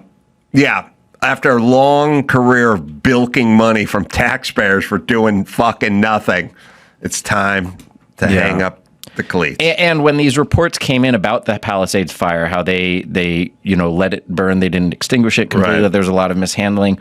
All these people when that report came in, they kind of refused to investigate it any further. They don't want accountability. Well, they're like Newsom with fraud. Yes. He doesn't want to. He doesn't like fraud, but if it's in his state and makes him accountable, then no investigation for fraud. Yeah. That's the way it rolls. Makes sense. And by the way, these are the people you want. This is a funny one. When did this Pride magazine article come out? It says, amid Palisades fire, Los Angeles' first LGBTQ plus fire chief is proving lesbians get it done. After you burned everything down, this is lesbians getting it done? That sounds like the slogan for a union you don't want to be a part of. That's right. Lesbians. Get it done. Get it done. All right. And when someone comes to save you, you don't want them to just look like you. You want to know who they sleep with and be like, wait, do you have the same sexual orientation as I do? So important that they scissor and eat pussy all day. Because I'm not letting them save my kids if they're not scissoring all day with their partners.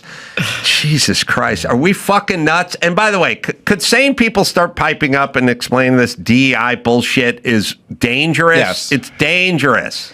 Well, the thing that annoys me the most about it, I've heard people on the left, they try to retroactively claim that DEI is what gave us like affirmative action, and then they go into the civil rights movement, and then they say that the Americans with Disabilities Act, that everything that ever helped a disenfranchised group was DEI, and that's not true at all. Yes, the dumb shits from The View are like, he's against DEI because he doesn't want to see black people, and no. It's none of that. That term diversity, equity, and inclusion never appeared together anywhere until around the George Floyd riots. It started gaining momentum. And then there was a bill that Biden passed that used DEI like 23 times.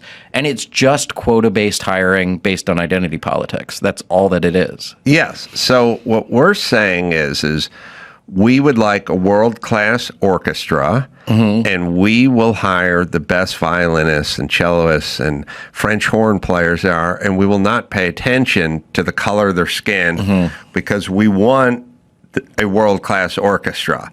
Now, It doesn't mean there's not going to be black and Hispanics in the orchestra. We just want the best players for the orchestra. And if you think black and Hispanic are underrepresented in the orchestra, then you may want to start a program reaching out to these people and getting them involved with music at a younger age. But we're not going to fuck up the orchestra and shove in some people that look like you, asshole. Yep. And then because of intersectionality, it became even worse. It even disenfranchised some of those people. There was a project I was working on at the time, and they had a big DEI department. And I tried to recommend a black friend as a writer, but they said no, because it can't be a straight black guy. Yeah, that's And I right. recommended a gay guy, but they were like, no, it's a white gay guy. You need to have all the right intersectionality, genderqueer requirements to fulfill the role. It's sad. And like I said, when it's the orchestra or a sitcom, people aren't dying. But when you start getting into positions like fire chief, then people die. Yep. Yeah. All right. What else? You mentioned fraud earlier. There's first there was the daycare center fraud in Minnesota. Now there's a CBS investigation. A salon, a modeling agency, and 89 hospices are registered to one 3-story LA building. The Merabi Professional Medical Plaza, a 3-story, 32,000 square foot stucco and glass building, is home to 89 licensed hospice companies. 89? Yes. This particular building, patient advocate Sheila Clark said, I noticed this particular building, and I'm like, dang, how can there be that many licensed and certified hospices in this tiny little building?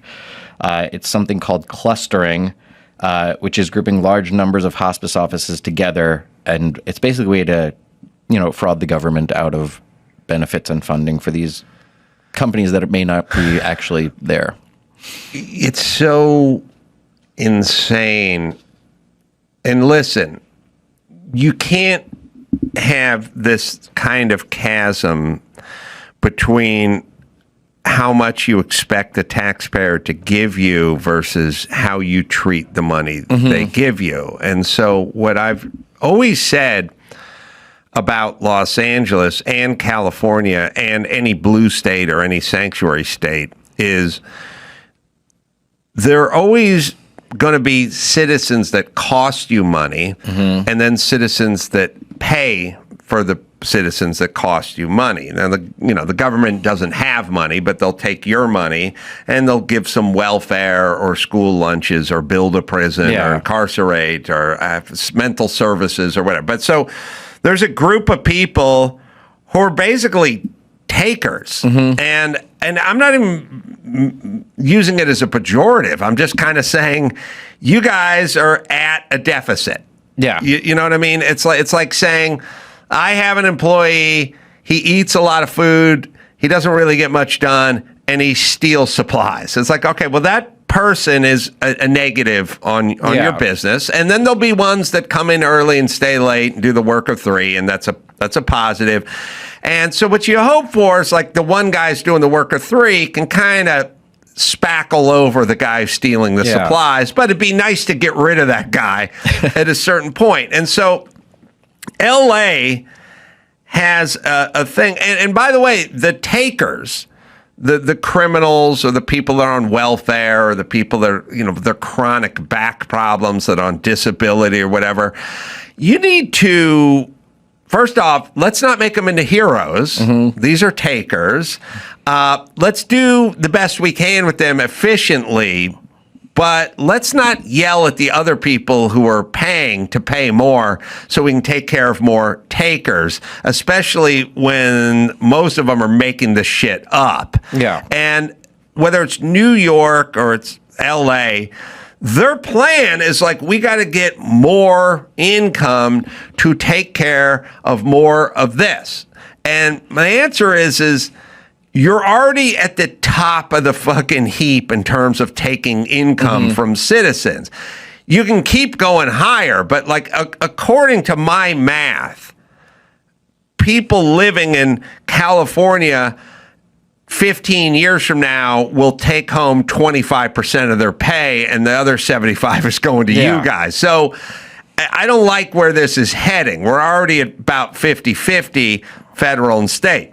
So let's work on the money that's flying out the window with all the takers And nobody's saying take the person with polio and shove them off a cliff. Yeah. We're saying take the person who's faking polio, and there's a lot of them, and let's see if we can stop that bleeding, and then you won't need to keep coming after us for more money. But their only solution is come after the creators and the people doing the work of 3 and see if they can get them to do the work of 4 and pay no never mind to the people that are taking all the money, which is, it's insane, but it's also really super nervy. Like, if you think about it, like, it's like literally just going, like, could you imagine your parents with a straight face going, look, your brother chooses not to work. He chooses not to do chores. He doesn't want to do anything. And we're already taking about half of your allowance and funneling it over to your brother. And you're like, where is he? I don't know. He's probably playing video games and eating taffy right now. Why doesn't he work again? Don't worry about that. We're at about 50%. What we're looking for is about 60%, so we can channel more. How about you go talk to the guy? And maybe you can do more chores to earn more allowance to give more of it to him. How about you talk to the guy who's not doing anything? Exactly. And also, you're welcome. Yes. Like, instead of yelling at me, I'm not paying my fair share, I'm not doing enough chores, how about you go find the guy who's not doing any chores and go fucking talk to him? And you have the taker side like that. And then the government agencies that oversee all this, it's the same people that go over budget on bridge projects and stuff. You mentioned New York. There was a study that came out this week, I think, that it's New York City spends as much per year on each homeless person as a family makes in a year. Right. That's how much money they're pouring into just every homeless person. It has to go that way because it's not their money. They're spending your money. It's always going to work that way. So they're going, and now Kathy Holcomb, who's appears to be an idiot, is like now trying to get her high dollar people not to leave. Yeah. And she's like saying, come on, do the right thing. They're like, fuck you, I'm going to Florida. Like, your business plan is chasing off the people who do the work of 3 and do all the chores. Your business plan for this house is alienating the son that does all the chores and getting him to move to Nashville and being left with the fucking flopped out son, the flunky who does nothing. Yeah, that's your strategy. We lose all the billionaires and we keep all the homeless, basically. Right. That's your plan. Yeah. I don't know why no one has really seemed to figure that one out. And also, Memdami or whoever, you thinking rich guys are going to do the right thing? Rich guys already pay half their income for shit they don't use. Yeah. So do not try to guilt them.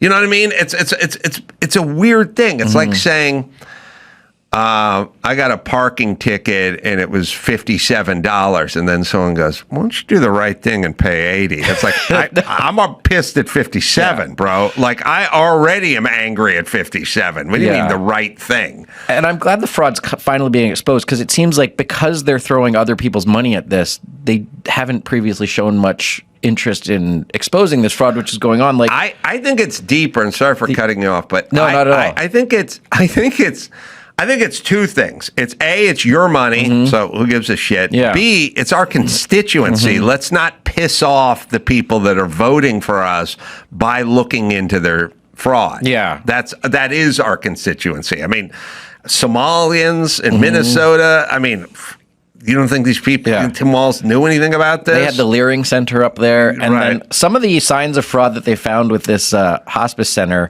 they had 6 times the normal number of hospice centers in one area as any other state. There was more hospice center providers than they needed for the elderly population in that area.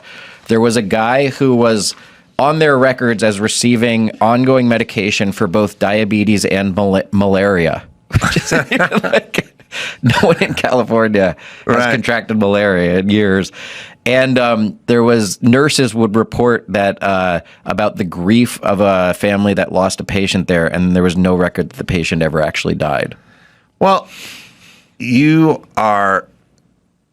the whole thing, everybody, all the time. I've now sadly realized it. People are no different than pets. And it's sad. But I mean, my dog, Phil, never listened to a word I said. But as soon as Dr. Drew got a little treat in his hand, he sat, he laid down. He did everything Drew told him to do, but he needed the treat. Yeah. And sorry, that's what he does. You know what I mean? And you go, but why doesn't he just do the right thing? It's like, because he's a dog, and he's just going to do what's in it for him. And you can do two things. You can either give him a treat or you can beat him. Either way, you can get him to sit. It's got to be one or the other. So you're saying we should beat the hospice I'm owners? saying beat if I'm following. people in hospice care is what I'm saying. What's in hospice care? Is one of those hospice centers named the Mario Lopez Memorial? Not yet, but I nothing? think they're going to have to. Okay. Right now it's Merabi Plaza, but if Merabi has committed sexual here's assault. the thing.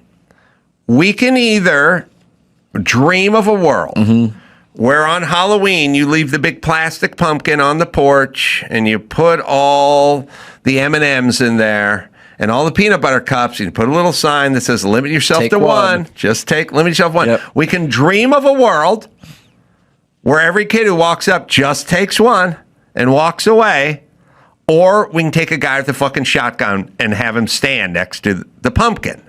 The dream of the world part, I was with you, except for first guy comes in, takes the pumpkin. So that doesn't work because it goes against human nature. The kid is not a criminal. He may not even be bad. He just looks down, sees a pumpkin filled with peanut butter cups, realizes he loves peanut butter cups, looks around, and helps himself to all the peanut butter cups. That's called the human condition. That's how adults are. And you just need someone there to beat him. We need somebody to beat them. No, that is. So when you start all these programs, immediately they get abused. And they get abused in a weird way. They turn decent people sort of into criminals. Like anyone who gets divorced, you take your ex-wife who was a decent person before the divorce, you turn her into a horrible criminal. Yeah, essentially, like an immoral person, like someone who's like will take all the money and do whatever, like a real disappointing person because the law turned her into it. And they go, well, is this person a thief? No, but if the law is on their side, then they're going to take as much of your shit as they can that they didn't earn. Oh, we got Hochul. Oh, okay. New York governor told Trump voters. Oh, this is it. Told him. Yeah. Do I have a clip of it? Sorry. The era of Trump and Zeldin and Molinaro, just jump on a bus and head down to Florida where you belong, okay? Get out of town. Yeah. Get out of town. Get out. Take your wallet. You don't represent our values. Their values. You are not New Yorkers. Hold on. Hey, bitch, we pay for your values. We may not represent. We don't represent getting illegals abortions or sex changes, but we fucking pay for it. I love it. By the way, she's a fucking dope. She's awful. She's a dope. And you can't have dope. Again, DEI and dopes in positions of power. So anyway, 2022, she's telling all the Trump people to hit the bricks. But now this is her now. Sorry. Being conscious of the facts that I need people who are high net worth to support the generous social programs that we want to have in our state.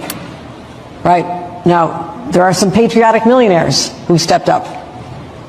Okay, cut me the checks. I mean, just if you want to be supportive, but maybe the first step should be go down to Palm Beach and see who you can bring back home, because our tax base has been eroded. All right. So she doesn't have any money, but by the way, we don't share your values. What the fuck values are you talking about? Run the city competently and don't let my values are, I don't want Palisades to burn down. I don't want New York to go broke. Those are my values. What are your values? Oh, it's the LGBT plus community. Okay. Yeah.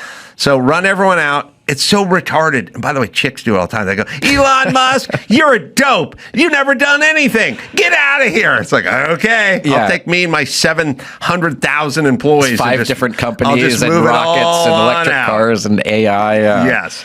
All right. This Friday and Saturday, Norfolk, Nebraska, at the District Event Center. 2 shows.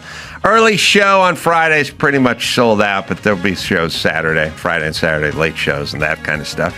You go to adamcarolla.com. Link it. I'm going on Sunday, by the way. Just go to adamcarolla.com for all the live shows. What can I plug for you, other Adam? I got canceled news on my YouTube channel. I will be at the Junkyard in Simi Valley April 11th, and I'll be at the Kenosha Comedy Club with Yakov May 29th and 30th. By the way, Junkyard's not a gig. He's picking out a new master cylinder for his Toyota. I am. I got to be digging. Pulling one off a RAV4. Hopefully an audience will show up to watch. All right. Until next time, it's time for Nick Leisure and Brian Austin Green and Adam Yenzer saying mahalo. Thanks for tuning into the Adam Carolla Show. You can watch the full show on YouTube. Just search Adam Carolla Show and hit subscribe so you never miss an episode. You can also get the podcast wherever you like to listen. And for extra content, ad-free episodes, and more, you can head over to our Substack and sign up today. Yeah, get it on. Got to get it on. No choice but get on mandate. You get it on. Pete Holmes back, everybody. Get it on. You got to get it on. There's a mandate to get it on. That just sounded fun to say. You know. Thanks for having me, Adam. Always good to see Pete Holmes. Watched the whole stand-up special. You did not. I watched the whole thing. And you know. I can't believe it. That's very funny. Thank you. Pete is...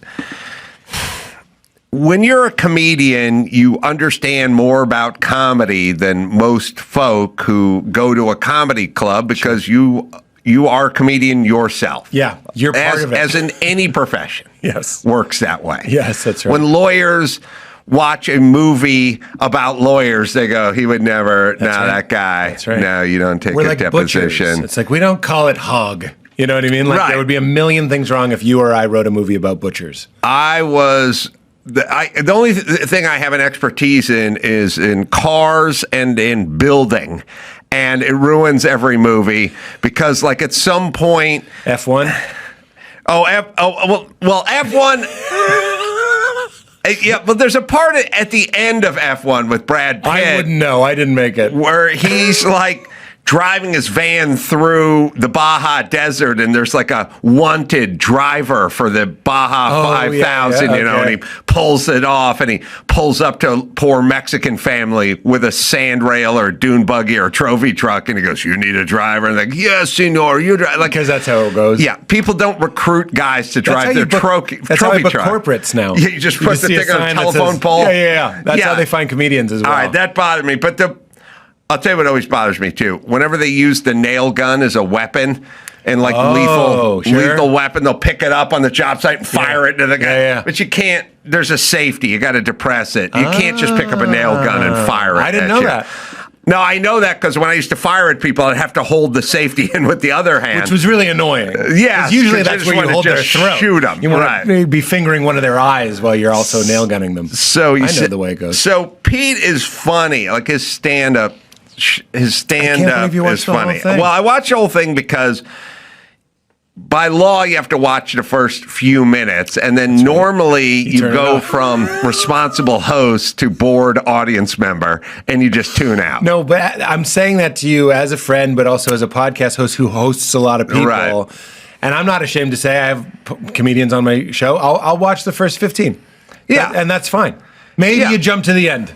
Yeah. It's not because you're not enjoying it. It's just because you just want the brief. I mean, but Pete, well, you know, I was actually doing work around here, so I just had it on my phone, and I just had it playing the whole time because while you're a delight visually, at least I got all the material verbally. It should play audio, too. Yes. It should play audio. Right. I'm old school. But Pete's stuff is, like, smart and then simultaneously silly, and then also a little provocative, and kind of falls under the heading of kind of makes you think, but also some funny accents and voices and stuff. It's really covering a lot of ground these days. Doing a lot, but it all happened naturally. I hope it feels that way. I'm not a guy going like, how do I get a silly voice in here? It's like the joke demands it, you know what I mean? Yes. But I want a comedy special to be a little bit like a weird dream you had. Mm-hmm. And it should be like a little like goofy up top. Maybe it gets confusing over here. Then it's like a little frightening. Like, why is he mad? Why is he talking about God? And then you're just spat out at the other side. Yeah, with like an element of I like this joke, but it's almost like a chef cooking for himself at a certain point because your palate is more advanced than the folks who want hot dogs and burgers. That's right. You know, I've wanted to do, as a joke, I never will, a tour called Is This What You Wanted? Right. Where I just try to make an act that is just like, what would do the best? But but that's not what got me into comedy. You know what I mean? Like, I've even thought like, oh, I could do a tour that's just closers, like all my closers from all my specials. I'm like, that's not what I got into this. I want to be thinking, I want to be growing, I want to be sharing, and I want to be seen. You know what I mean? So like the idea of doing like a utilitarian routine that everyone is on board for is so uninteresting to me. Well, I talked to Louis C.K. about this once, and we were kind of breaking it down, which Louis? Gray Louis glasses? Yeah, that new Louis? New Louis. Like the new evolved Louis. The new adventures of new Louis. I love this Louis. Yeah, and he said, we're kind of breaking it down. It's like, you know the audience wants a burger. That's right. Because nobody doesn't want a burger. Yes. And you want to serve up something that involves zest of jicama or something that's there's a reduction. There's some reduction involved, and but at some point, if the troops aren't enjoying what you're serving, then maybe you're not serving them. And so the question is there a way you can give them that cheese or give them what you're wanting to cook and they can consume it like a cheeseburger? Yeah. I think if you're accessing or addressing every part of yourself, some of it will be cheeseburger. Mm-hmm. You know what I mean? I think there's some jokes in there. The first joke in the special is about houses that make you take your shoes off always have a dog. Right. It's like, which is it, dipshit? Yeah. It's like, I just watched your dog take a shaky leg, loose stool diarrhea dump on your front lawn, and he just walked right in past the shoes you made me take off. So like, that's kind of a burger, you know? Right? By the way, I feel the same way about the hipster dude who wears a super tight short sleeve shirt and a scarf. I'm like, is it hot? Which is it cold? Which is it? Which is it, Mr. Depp? Right, Which is it, Mr. Depp? Right. Well, one of the jokes that it caught my ear and I thought was interesting. And I hearkened back to something that happened a million years ago. We're hearkening now? We're hearkening. Now you go on the Adam Carolla show. He's hearkening. He's reminiscing, hearkening. Go. It's a Q-tip joke where they go, here's a Q-tip, but don't put it in your ear. Yes. Right. And which was an observation I made on stage the first time in, I think, 2004. And then I sat on it for 2 decades. And I was like, I'm going back. It's interesting. It always reminded me of there was a Army surplus store in my neighborhood. You kids will never know the smell of an Army surplus store. Right. Yeah, it's like gas mask. Vulcanized rubber meets like some sort of deer repellent meets failure. And a little homophobia. Just and like a whiff of homophobia. And like this sort of a Korean conflict, a dusting of Korean conflict. Korean conflict in here? Yeah. It's a weird place, but as soon as you walk in, like as a matter of fact, all you young people, you don't remember that stores had their own smell. Yeah, that's right. The Army surplus had a smell. The hobby shop had its own smell. Target worked really hard to have no smell. Right. That was like their way. There's no smell anymore. You won't even, if you blindfolded me and took me to a Target, no way. Or I could take you anywhere, and there is any chain, there's just no smell. Yeah, that's right. But places used to have smells. They had smells. Like fingerprints. Yeah, because also the businesses were weird. Some of them had a cat. Of course. You know, like the cat would just be walking around. I can't leave him at home all day. Yeah. I could tell by smell the difference between a CVS in the 90s and a Walgreens in the 90s. Really? I think I could. Places had smells. You know who still has smells? By the way, this is going to sound like pre-rehearsed material because I was so ready to talk about smells. If you go to like a small town health food store, it smells exactly like 1991. It's the only one that held on to a smell. Yeah, because carob is its own smell. It's something about Brazil nuts and feet. Stuff in barrels. If you're buying lentils in bulk, you gotta smell. You're right. The health food store had a smell. Kefir is there? Yeah, but even the dentist's office, the transmission repair Barbershops. place. Barbershops smell like shaving cream. Every place had their own smell, Yeah. and Fantastic Sam's doesn't have a smell. I agree. It's just- Hobby Lobby, well, it reeks of homophobia. That's right. in there, but they don't have smells. That was the first thing we cleaned up. So the Q-tips. The Q-tip, of course, you got to put it in your ear. I love it. Oh, when I was one of life's thinking of joys. what made me laugh is at the Army surplus store in North Hollywood where I grew up, they had behind the counter, they'd have the buck knives and the scopes for your rifles, the higher end real stuff. The real stuff. And was a first gen. Basically, vibrators for women were just white and smooth and tapered, and you twist the bottom and it'd fire up. And it showed a drawing of a woman putting it on her shoulder. This was the way. Because it's really going to alleviate that pain. Yeah, and it's called the ecstasticizer or something. But it's She's like, going, what? oh, my shoulder's so tired. Yeah. And that's the same way I feel about the Q-tip. We know where this is going. That would have been Let's a great stop observation. the charade. It's a 60s dildo. It's a 60s dildo. The Q-tip is the 60s dildo. You find that box, Andrew. Dawson's fine for it. It's just like a drawing of a woman putting it on her shoulder. No, that was in the first season of Mad Men. Peggy is supposed to, it's the relaxicizer, and she's supposed to take it home. She puts it on and she has an orgasm, and she's like, I had no idea. And they go, it was very relaxing. That's the only thing they were allowed to say. The Q-tip is the modern day. It's the 60s dildo of today. Right. Because I looked at the box. I'm pretty sure if it has the word ear on it, it's just to say don't put it in your ear. Right. That feels very you. Right? I say some ding-dong in the 70s went too deep, touched his brain. Right. Ruined it for the rest of us, so they can't say it for legal reasons. Well, it can do damage, but it made me realize. For sure. No, you're skating on thin ice with a Q-tip. Everybody is hopping on the Ellen bashing train now. It's all in vogue to make Ellen a bad person. Just because of she's mean. She was mean. I remember this. Right. But the first time Kimmel ever did Ellen's show, and I'm going to say, I don't know, circa 2006 or 5 or something. By his weight. Yes. He is doing Ellen's show. Yes. And I had already done Ellen's show, 2004. And it's weird because she said season 3 of his TV show. Anyway, I'm confused. All right. The point is this. He tried to do the bit? Q-tip bit. No. Yes. I'm thrilled. Can I see his take? We'll watch it. It's not anything close to yours, but it's the same observation. No, it was in the ether. You're not supposed to put this in your ear.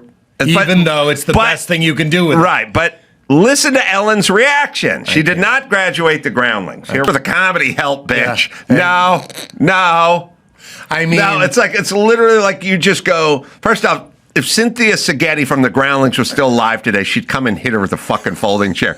You're supposed to say yes. The guy's trying like me with the smells. He's floating a premise. He's floating a premise. I remember health food stores are the only one that held on to the smells. And Five and Dimes had their own smell God too. love them. And 60s dildos. We've been a perfect example of listening. Right. Can I blow your mind? I did the Q-tip bit on Kimmel. Oh, you did? Yeah. So you can see him finally getting his comeuppance when I did his show, and I was like, Q-tips. See, I knew. And he loved it. This clip is In over fact- 20 years old, and it just popped into my head. I was like, but hold on. I just want to hear her say no one more time. Just if there are any kids listening, here's how you don't do comedy.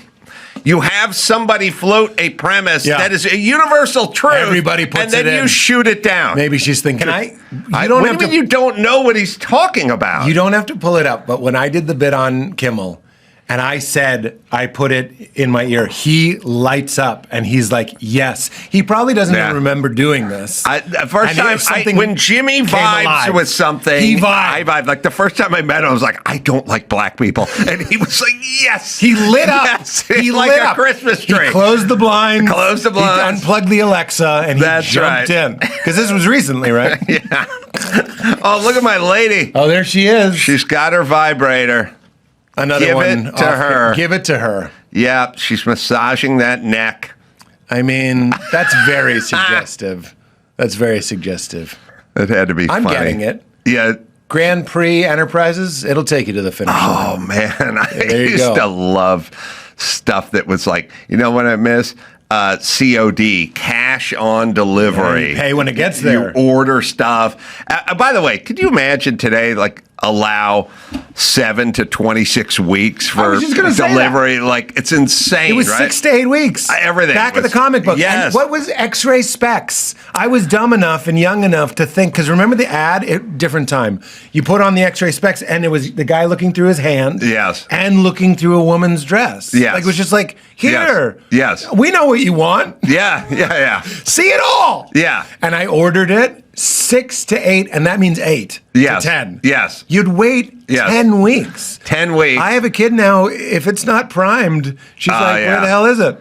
No, I know. And back to the nostalgic days of There it is. the store, the hardware store, or I should say the Army surplus store. Stuff was not open on Sunday. Yeah. You were screwed. You had Or- to do your own thing on Sunday. Or if you remember, people would take money out of the bank on Friday. And if you didn't, you just didn't have any money. Did your parents have a job where there was money? In the house? Yeah, like I'll Yeah. give you an example. Yeah. My buddy Ray. Sorry, I have to do this, Adam. I'm Drink up. sponsored by Bubbly. My buddy Ooh, Ray. that's better than LaCroix. They lived in apartments. They had no money. Yes. His adult middle-aged mom was a cocktail waitress. And so she had handfuls of cash. Cash rich. And so it wasn't a big deal. Like if Ray'd go, could I have $5? You go, here. And she'd just throw him $5. Because she just had a ball. She'd come home with a ball. My dad and mom, zero money, no cash. ATM, no credit cards, no cash. There was never, couldn't buy stuff. No, my dad, it's one of the, I used to think, I still think it's really cool. My dad is like a flash money guy. Like you'll like this as a car person. There was something wrong with the car. We brought it to a body shop, and they were like, "We can't take it." And my dad, he did it in front of me. He had like a couple hundreds at the end of his like dad wad. You know, it's like a pocket fold, and he's showing the 100. He's like, "Are you sure there isn't?" Like I saw him Really? bribing the guy. What'd your dad do? He was a home heating oil delivery guy who bought some properties. So he was a landlord, and he still delivers oil. Really? Yeah. Is So he driving a truck? He is. Wow. And it took his hearing so bad. Really? He can't. I mean, he can. Wait a minute. Was it comes and misuse goes. of Q-tip swabs? Oh my God. Yes, it was. Dad, we have a lawsuit. That's right. His truck was so loud. I remember. Really? I would go to work with him and it'd be in that truck. Have a big tank on Huge it? tank. Huge tank. Go and fill it up. You know, like Air Force One. You Right. Fill it up from the top. So he was like, he's old school in that way. He wants cash. He always used to say, "You feel better with a couple of bucks in your pocket." Oh, God. And I do that with my daughter. Did he My kick daughter- it down to you? I mean, What, did the he love kick it of, over like- to you? No, I mean, would he kick some over to you? Like if you needed Yes. to buy some? Oh. If my dad was having a few beers and watching a game that he was gambling on, which wasn't often, but he'd do it from time to time, and he was winning, just sit next to him. Really? Because he'd just be giving me money. A very fond memory. What'd your mom do? She was just a mom. Yeah. I shouldn't say that. I mean, that's a big job. Most important job in the world. Most important job in the world, but she was a church That lady anyone and a can do. mom. I agree. Mostly. How much cash do you have on you right now? I don't have any, but I So have. you're your I put father's it son. in my car. Oh, you have cash in the car. Cash in the car. I have car cash. Car cash. Gotta have car cash. You gotta have it. Something goes wrong. But I like carrying. I shouldn't say this because I'll be a real mark, but I do like carrying cash. I love when a comedy club pays you. Back in the day, now they have to wire it. It's too much risk. I'm just kidding. But I love having cash and I love carrying it because what situation, except being robbed, are you sad that you have a lot of money on you? Never. Never. Are you doing a lot of dates? I go out about once a month, sometimes twice, but once a month. And the rest of the time, I'm just a dad with my wife and my daughter and being pretty boring. You could go out more than that. I could go out more than that. And here's the thing about me in comedy. Some people, when I started, I was going up every night, several times a night. And that was formative. But then once you're good, you can trim the bonsai tree how you want to trim it. And I like going out once a month because I look forward to it. If it's Tampa and then it's fucking Indiana and then it's Michigan, I just go like, what am I, selling shoes? I want to be excited to see them. And it paces it out. It gives me time in between to refine it and work on it, but also gives me time to just fucking relax. There's so many, I know you know these people super, maybe you are. Do you go out a lot? It's fine if you do. It depends, but yeah, every other weekend is usually I go out. I respect that. I know a lot of people who tour constantly, and I'm like, they always say make hay when the sun's out. And I'm like, you realize the people that tell you that are making 10% of your hay. That's something you Motown. You whisper it to them like, your fans might not like you in 6 months. It's like, yeah, we've been doing this for 20 years. I think we can relax a little bit. Oh, we got you on Kimmel. Me and Kimmel. All right. With the long hair. I put Q-tips deep in my ear. Look, you guys put Q-tips in now your ear? you're speaking my language. Yeah, the opposite of Ellen. That's right. It's the best. Yes, sir. It is the greatest pleasure a human can experience. Look. All right. Now, like, what, 1 cent? Let's contrast. You got to mash up him and Ellen. Ellen just going, nope, not going to buy. By the way, I get violent when comedians do that to other comedians because it's you of all people should know this is a cardinal sin of comedy to deny what this other person is doing. And by the way, the least outlandish premise in the world is saying I put a cute Look at his face. That's the face you make with your Kimmel I don't like black people riff. I'm going to bring it all full circle. I can tell you this. I went to Kimmel's wedding. Kimmel had a world-class band. That's where I live, by the way, where he got married. Oh, and like up north? Yeah. Oh, that's nice. Yeah. Oh, no wonder you don't want to go on the fucking road. You're going to move over here. That's exactly right. So he had, 35-piece orchestra, and they're playing all night, and everybody danced. Yes. And there was 200 people there. Great. But there was one person that did not dance. Leno. Ellen. No. Yes. And I was just sitting there going, she dances. It sounds like a Geico commercial, like happier than Ellen at a wedding. Yeah, and she'd be dancing the whole time, right? That's exactly right. But there was one person who didn't, and that was only Ellen. Yeah. And then I realized, she's faking it on her show to make us think she's a nice person. I like the full conspiracy on it, which is great. This is what we were just talking about. That's why I go out once a month. Because I don't want to fake it. When I go up on stage, part of my thing is being excited, being very hyper attuned, paying a lot of attention to the crowd. And if I perform too much, I'm Ellen sitting at a wedding. Because I'm like, I don't want to dance. It feels like work. So I want to keep my life funny. I want to be fun with my friends. I don't want to get to the point where I'm burned out. Maybe you can find this clip. There's a clip where I'm on Colbert. I really think you'll like this, where it's like group mode.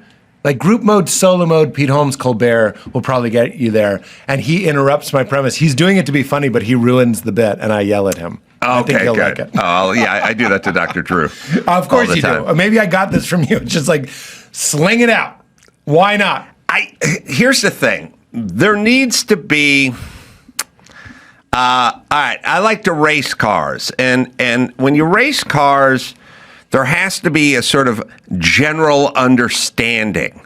And because otherwise it's kind of bedlam and chaos out there. And everyone has to kind of agree to it's expensive, it's potentially dangerous. And so you have to kind of stick to the rules, Sure, of course. And there are like weird rules like if somebody is overtaking you, someone's passing you, they got a faster car and they're lapping you or something, you just have to stay on the racing line. Yeah. They have to figure out a way to get around you. Yeah. But you don't start darting around and moving all over the place. You just keep driving on the line. Yeah. Yes, and they'll get around you. Right. And comedy kind of has a little of that etiquette. I completely agree.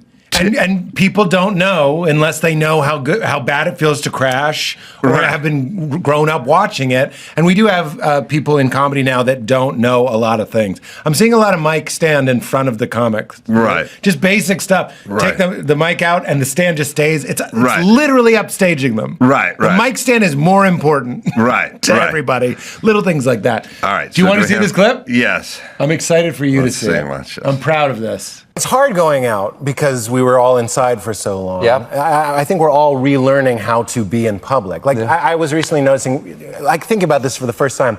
We all have group mode. Like, right now, you and I are in group mode because we're together. Right, and there's a group. And there's a group. But then you also have solo mode. Like, as soon as I walk back to my hotel, earbuds in, hoodie up. Like you're an assassin. Like an assassin, exactly. Thank you. What I noticed is everybody has... No, keep it going. Recently was I got to watch someone go from group mode to solo mode in real time. How do you see someone go to solo mode if you're there? I'm telling you.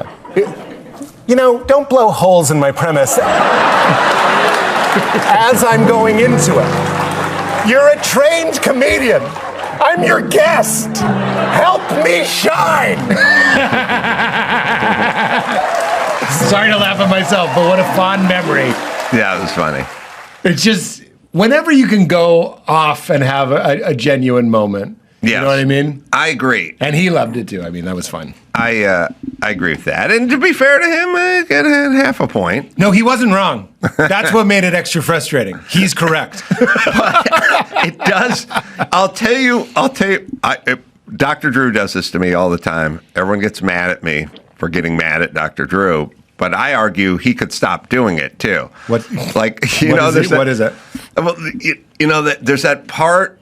You know that story where you're telling a story and you go, my wife called and said, before you leave work, do not forget your travel mug. You always leave it at work. So I took the travel mug and I put it by the door at work so I wouldn't forget it. And then the phone rang and I was walking to my car and I got distracted. But then I remembered the travel mug was back. So I went to go get the travel mug. But at that second, a dog started barking. Anyway, long story short, I got home and they go, and you forgot the travel mug.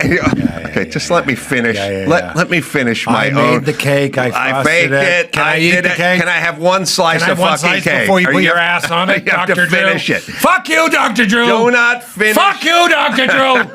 I don't know why it's Finish my Pacino. story. Fuck you. Oh, Dr. Drew going to tell me how to get a boner. Big man. Yeah. Dr. Drew, more like Dr. Pepper. Also, Eat my whole ass. You know when people, as a raconteur or comedian, you know when someone's going into a thing. Just sit back, just lean back, let them do it. Yeah. Do I interrupt you while you're writing prescriptions for Viagra, you fucking quack? That's Let's right. get some shots fired. Are you still friends? He did my podcast. He was great. Drew, you can't offend Drew. That's the fun part about Drew. Because he's an AI. He doesn't. I've known this about this guy. No, he'll go. I'll go, Drew, what the fuck is wrong with you? And he'll go, I want to get better. Like everyone else will go, fuck you. Yeah. But he doesn't do that. Yeah. He's very good. Yeah. Very, very He's good. He's an internalizer. And how much better does Kimmel look? Kimmel looks like Mike Birbiglia in that old shot. Old Kimmel looks like current Birbiglia. I was on Ellen. And I started my Q-tip bet. That's good. That's an awesome Mike Birbiglia. I don't know where you're going to use it, but it's awesome. That's what I say on stage. I'm like, I wish Mike was more famous. This would be funnier. It would work in comedy clubs, It works in I comedy think. clubs. No, they like it. Mike's my best friend, but I roast him a lot. We roast each other. Mike seems almost too sensitive to be a stand-up. I know what you mean. Like That's why we get along. He's like too nice. He's very nice. He's very sweet, but he's very smart. And he wouldn't mind me saying, when we talk, it's as brutal as any other comedian I've ever talked to. Well, your journey has been an interesting one because, you know, it's kind of chronicled in the series Crashing, which I enjoyed quite a bit. And I've told you that. And I was it means a lot every time. Upset that it was taken from us. Yes, but you can still watch it. It's on the HBO Maximum. I've seen every episode, Not you, them. but I should rewatch it, honestly. But you were, religious and, you kind of had a different life. Yeah. And then you evolved into something different. Yep. And then your material started changing and expanding, like as you changed. Yeah. And then your audience, like I was trying to figure out, I shot a special at the Aladdin. You did? Yes, many years ago. And Aladdin's a great theater in Portland. And It's a kind of funky place, It but is it's funky. a cool old theater. Yep.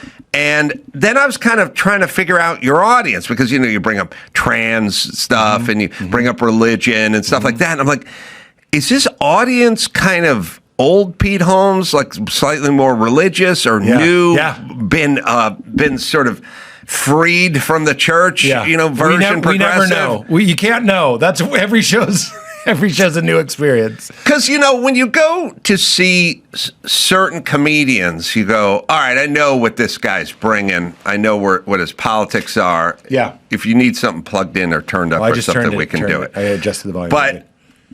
But I don't know that I didn't know that with you per se. No, it's interesting. The trans. It's not a trans joke in the way that we often think of trans jokes, like a mean joke. It's a joke kind of explaining how I'm trying to remember it, but it's like there's no 13th floor in any elevator. So any town I was in, I was like, I've noticed there's no 13th floor in the elevator. And I was thinking, is that true? It is true. I mean, I've heard it before, but I started thinking to myself, do I ever even notice it? There's certain hotels where they do have a 13th floor. Uh-huh. And I've talked to people about it, and there are people, because I used to ask the crowd, like, would you stay on the 13th floor? American Airlines, I believe, no 13th row on airplanes. Interesting. They won't get on if there's unlucky. A 13th. So this is like a thing, and I can't remember how I phrased the joke. You'll have to watch the special, but it was basically like, we've accommodated people's feelings before. Like, I know a lot of trans people, but I don't know anybody that's afraid to stay on the 13th floor of a hotel. Right. And we've been bending over backwards for these psychos for hundreds of years. Right. It's a smart joke. And then I say, the part that I like more is like, I've also noticed that the people that have the hardest time changing pronouns for people are also the people that get mad if you call their truck a car. Right. And I was just like, I'm trying to just make the argument that we make concessions to people's feelings all the time, whether or not we understand. I don't understand 4 tires, a windshield, that's a car to me. So, like, that was the argument. I do that joke in places where you would imagine people are sensitive to transgender. I do places where you would assume that they are.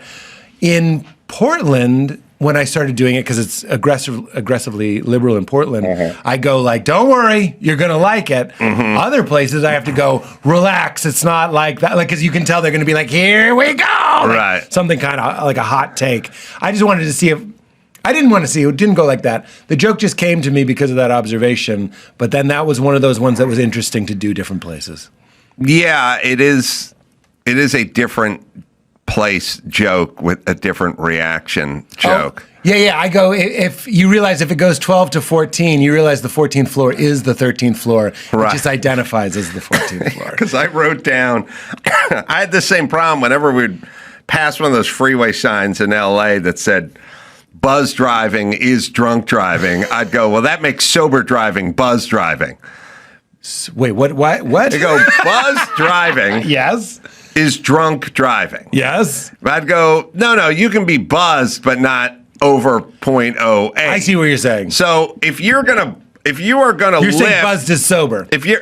I'm saying if you are gonna elevate buzz driving to drunk driving, then you got to take sober driving and move it up to buzzed. Because I see the whole thing slides. You slid the whole thing over. That's very You're funny. You are on the 13th floor. Yeah, it just says 14. That's and you can't make buzz driving drunk driving. Yes. There's no avoiding. If you have 13 floors in your hotel, there is a 13th floor. That's you just can't avoid it. And if you're on the 13th floor buzzed, you're drunk. I think we're making sense. Yeah, I mean, you can have 3 beers and be buzzed and drive, but it's not drunk driving. It depends on what you ate and your size, I believe. Yes. A fellow like you could drink 3 beers. When I was and a drive. big drinker, I used to have a breathalyzer in my car. Really? Yeah. That's a sign. Was it accurate? That's a sign that maybe you should bump the brakes. Well, it is weird. I never really use it because if I was drinking, I would never. I'm kind of paranoid in that way. Because there's that story. Wonder if this will make sense. I tried to do a joke about why are we okay with sexual assault if it's in prison, right? I've never done this joke because it's just too touchy. But I'm like, you go, don't drop the soap, don't drop the soap. Right. Why are we making light of like one of the worst things that can happen to you? But if it happens there, and I was like, look, We have a legal system. If you think being sexually assaulted should be part of the sentencing, make it part of the sentencing. And then I go, how many for embezzlement? How many for this? How many for that, right? And then this was way too preachy of a joke. That's why I didn't do it. I was like, I heard the story, and this is true. This guy had 2-3 glasses of wine with lunch or dinner, didn't matter. Actually, it was lunch. He had a couple glasses of wine with lunch. He's driving past a construction site. Another drunk driver comes and T-bones him, sends his car, the first guy, his car goes into the construction site and kills a guy. Mm-hmm. He's at .08. He's like at the limit. Mm-hmm. It's enough. He's thrown in jail for like 30 years for manslaughter. Mm-hmm. And then I go, clap if you've ever had 2 or 3 glasses of wine and driven. Everyone claps. I go, how many sexual assaults for us? Right. That's you. Right. You could be in jail if you did, and someone else, and you killed, you're in jail. We just act like, who cares about people in prison? It's them. It's you. It's you on a different day. So we should be, I wish I could do this joke because I feel strongly, no one should be getting assaulted. Not even, of course, just because you did a crime, you're just open season? Yes. Guards leaving the showers? What the fuck is going on? Yeah. This is America. Like I know that America's fucked in so many ways, but like we made up cruel and unusual. We have that. That's evolved. Yes. And saying you deserve that, that's cruel and unusual. Random assaults? And people love it. They're like, oh, good luck in prison. You fuck, you're going to get what you deserve. That's what they deserve? Random? I feel very strongly about this. Yeah, they would just go the joke. Yeah. Meet your new cellmate, Bubba. Yeah, they do it on everything. It was like on Looney Tunes. It's like, welcome. You're going to get butt fucked. Yeah, exactly. Why is that part of modern society? I would also and this argument. Yes. Which is, gay folk commit a much lower percentage of crime than heterosexual folk. Is this true? I don't know the statistic. I'm going to go out on a limb. Okay. Let's go with it. I won't Ellen you. And I don't know, other than the Al Pacino movie Cruising. Is that a real one? Oh, my God. I am here to investigate the gay community. No. There's a lot of guys here. Find the Powers booth, bandana. I understand.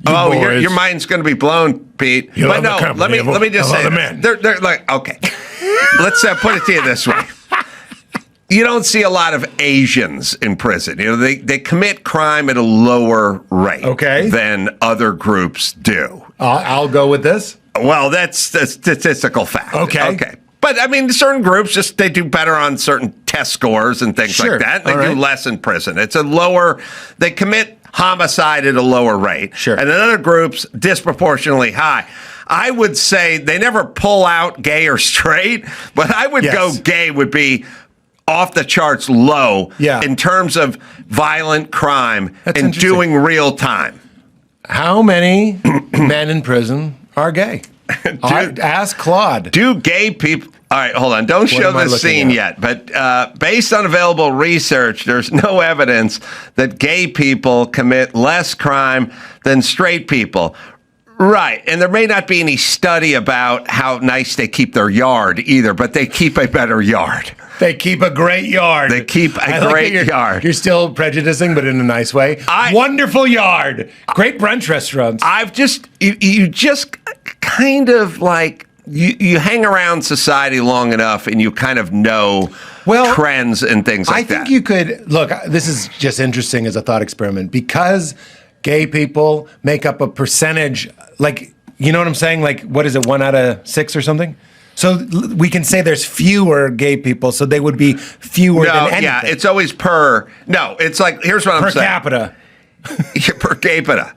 What I'm saying is for every 1,000 African Americans, there's one, homicide or whatever it is. But or the numbers are, but it's never the total number. It's always just percentage wise. You know what I mean? But Asians are 6% and commit 3% of the crime. Like they just have a lower percentage of participation and whatever. And participation? Yeah, participation. I would say gay men Yes. But not lesbian women. I think they're higher Lesbians, than we know the straight women. bloodlust of a lesbian. They will fucking take you down. I'm making your point that most guys in prison are straight, and I would say a higher percentage of people in prison than on the outside. Half of them are just Crips and Bloods and Mexican lowriders and gangbangers and stuff like that. I think it's even worse because if you at least are gay, at least that is your form of sex, even if it's horrible. Still, I understand. I thought that might be where you're going, but nobody wants to be assaulted. No, but I would rather be assaulted by a woman than a man. Look, this is your show, and Yes, I'm not gonna swat down your premise. I don't know anybody who would rather be assaulted. Well, I'll stop. Oh, hold on. Yeah. A woman would probably rather be assaulted by another woman. I understand. I like that you're going against your original premise, but you're a very thorough social scientist. A man would probably I would say that a straight man. Look, I brought this up. You brought it up. I brought this up. A straight man would it be more of a violation for a straight man, right, to have his behymen broken. Behymen in the joint. Behymen? Did you just make up behymen? No, mine's still intact. No, we all are born with a behymen. Look. And mine is still in one piece. Okay, good. But if I went to prison and it was taken away from me, yes, it'd be very upsetting. I'm agreeing with you. I understand. Yes, this is my fault. All right, we got to show them cruising. Okay, I cannot believe you have not seen Al Pacino's Cruise. All right, he's a cop. He's a New York cop. I'm a New York City cop. And there is a serial killer. This is young Pacino, though. Yes, Sounds it's different. 1979. Hey, it's me, Al Pacino. It's like a different voice. Kermit Pacino. Hey, Attica. All right. It's a totally different voice. So Al Pacino, yes, in 1979 makes a movie called Cruising, all about the New York gay nightclub underground rough trade scene. Rough trade. Yeah. Okay. Yeah, and the alternative for Cruising was the beginning of AIDS, but is that what it's about? No, because it's pre-AIDS. It's pre-AIDS, but guys are doing whatever they want. Things are getting out of control. But he goes in to talk to Powers Booth about bandanas. Okay. All right. Remember, he's an undercover cop. Okay. I'm going to go home and think about it. Now, Adam, I haven't been on the show before, but I've always been a fan of you and Dr. Drew, that fucking quack. Oh, yeah, that screw fucking him. limp dick AI motherfucker. All right, it's test time. Okay. Green hanky, what is that Green for? hanky means you want someone to put their balls up your nose. Okay. It's real. Yep, 1 for 1. It's called a Stinky Sanchez. Yellow bandana. Yellow. Oh, wait, this is from what I just saw. Yellow is golden shower. That's right. In the right, you give it. On the left, you take it. I think so. The green was, I don't know, hustler or buyer. Oh, yeah. Which means what? Prostitution. Like you're selling sex or you're buying sex? Yeah. I mean, first off, this whole gay semaphore thing makes sense. You know what I mean? Because what? Semaphore? I'm semi-hard. That's the flags out in front on an aircraft carrier when they're trying to. Yeah. We haven't found a way to replace that. It's just a guy with a cone. That's just a guy. It's 2026. The plane can fly itself, but we got a guy with a cone guiding it into the spot. I just love that there's just a guy still out there. He's still out there. Just doing that. Look, I don't want to condescend, but I feel bad for that guy. Hot LA day. I'm like, he's out on the tarmac cooking.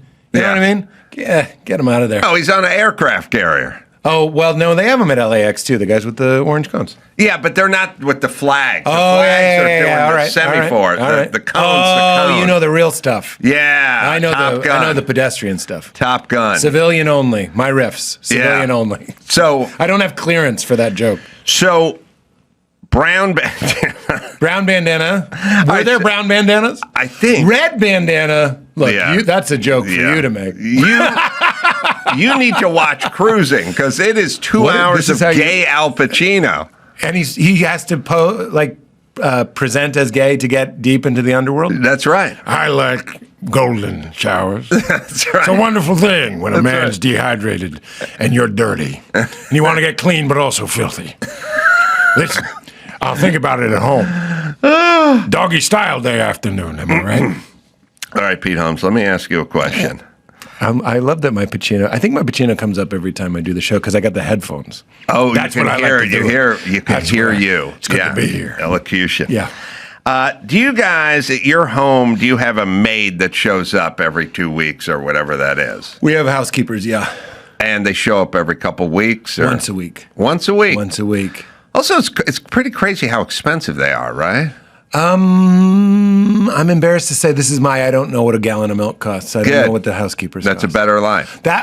My strategy, maybe this is awful. Maybe this is how you know I'm like destined for a horrible, destitute future. I don't like to know. When I sign out of a hotel, especially on a vacation, and they're like, do you want to see the itemized bill? I'm like, eat fucking shit. I just relaxed. Yeah. You think I want to sign away some horrible, your waters are $12? Like, I want to enjoy my vacation. I agree. I'm going to pay it either way. Ignorance is bliss. Ignorance is bliss. I 100% agree. It's the way I do it. I'm glad. I do too. You're going to pay it.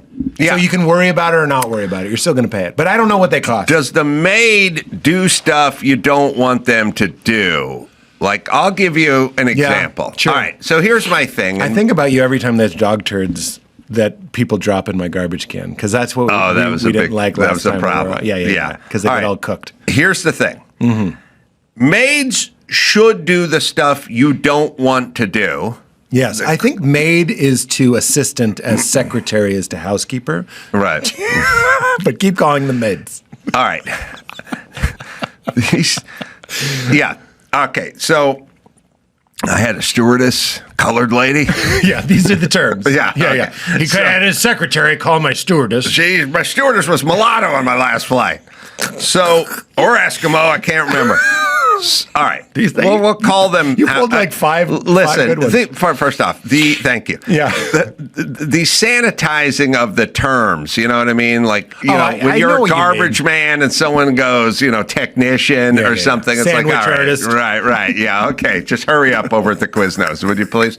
Well, that was always funny. I went to like a Jimmy John's and they had a help wanted thing in the front and it said rock stars wanted. And I was like, you're making sandwiches for girls volleyball teams on a Saturday. You're not Slash. Take it easy. Yeah. So, but anyway, anytime you wear gloves that aren't even surgical gloves, they're just baggies with finger holes in them. Sure. You are not a rock star.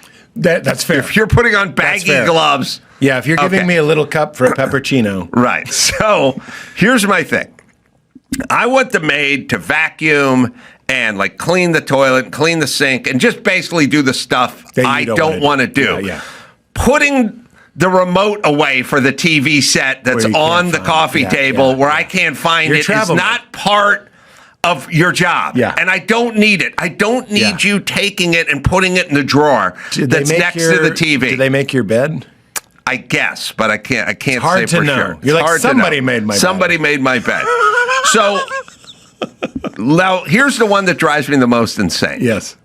Because once again, however you left your shit, that's kind of how you keep your shit. Yeah, that's right. If your coffee table has a TV remote on it and like, I don't know, a DVD remote next to it, that means you sit there and you watch DVDs or whatever that thing is. Let's not take those and ferry them away to some faraway drawer and slide it in under a magazine where you can't find it. And if your fucking slippers are by your bed, that's where they live. That's where they live because you get out of bed and you get in here. But let's not take them and put them in the wicker basket in the next room with the lid on it. Wicker, please. Wicker, please. They're by your bed. That's where it is. Yes, I understand. You know what I mean? I had an all right, but let me give you. Please. The one that drives me the most nuts, and this one because it's nonsensical. There is a guest bedroom in my home that I will nap in occasionally if the house is going and people are up and making noise and stuff. I will go into the guest bedroom. Love this. I love taking a nap. But a nap is a slippery slope because it could be one of those things sometimes where you just pass out and you wake up at 2:30 in the morning and now you're all fucked up because you're like, you're up. Yeah, what do I do? You're on Thailand time now. Right. So I'm like, that's what I do. I call people Manila. Hello? What are you guys doing? Yeah. Nobody here's awake. So I keep a clock and the clock I keep turned toward the bed so that I can take a nap and I can wake up and go, all right, it's been 25 minutes, half peak. Little half single eye peak. And I go, all right, it's been half an hour. I'm getting up now, right? For some reason, the maid thinks the clock needs to turn and face the room. Yeah. In which case, you lay in bed, you'd see the side of the clock. Does the room need to know the time? That's right. Now the room's informed. Right, Jared. So I then always get up and turn it 90 degrees, and that's where it is when she shows up. Yeah. But she thinks part of her job is to turn the clock the direction where nobody sleeps. Yeah. Can we just accept the fact that you have to undo your own work every fucking time you show up, that is the way I prefer? And what do you think I'm going to do? Show up one day and go, I came home, I saw the clock, I saw my TV remote on top of the desk, you're gone. You're fired. This is an outrage. Who's going to face my clock toward nowhere? We don't even use that wicker basket. It's for display purposes. I put a Post-it on top of the clock saying, said, don't move. Do not touch. It still got turned. It did? Yes, it did. And the Post-it was adjusted as well. Let me just say this. Everyone does, no one undoes. Everyone does, no one undoes. People go, well, my daughter, my girlfriend, or someone will go, I'm going to take a nap in that room. And then they lie down, they go, I don't like the light of the clock. So they'll unplug the clock or put it down on its face. God forbid anyone ever put it back. They never put anything back. Only on this show would I say this. Please. I have a hot tub. I keep it at 106 because I like fucking hot tubs. I like them hot. I want it fucking hot. Right? And it takes a while for it to heat up. This is a real privileged complaint. Whenever people stay at our house, they use the hot tub. They lower it to like 100. Right. Now, the reason I have a hot tub, this gets even fancier. I have a cold plunge. So I get my cold plunge. I get out. Now it's actually dangerous. I need to heat up. I get in the fucking thing. 100 feels like nothing. Yes. It's not going to resuscitate me. No. And I'm like, God damn it. Like, I wanted... My inner Carolla wants to put a bronze plaque that says, I'm so glad, really, enjoy the hot tub. Just fucking act like you've been there and put it back. All right, Pete Holmes, you're 6'3.5", 6'4"? 6'5.5". 6'5.5". I'm as tall as a door. No, it's 6'8", a door, 8'0". Well, I know who I'm talking to, so I'm not going to... Yeah, the other fucking for bigger than be like, I guess you're right, Chief. Not this fucking carpenter.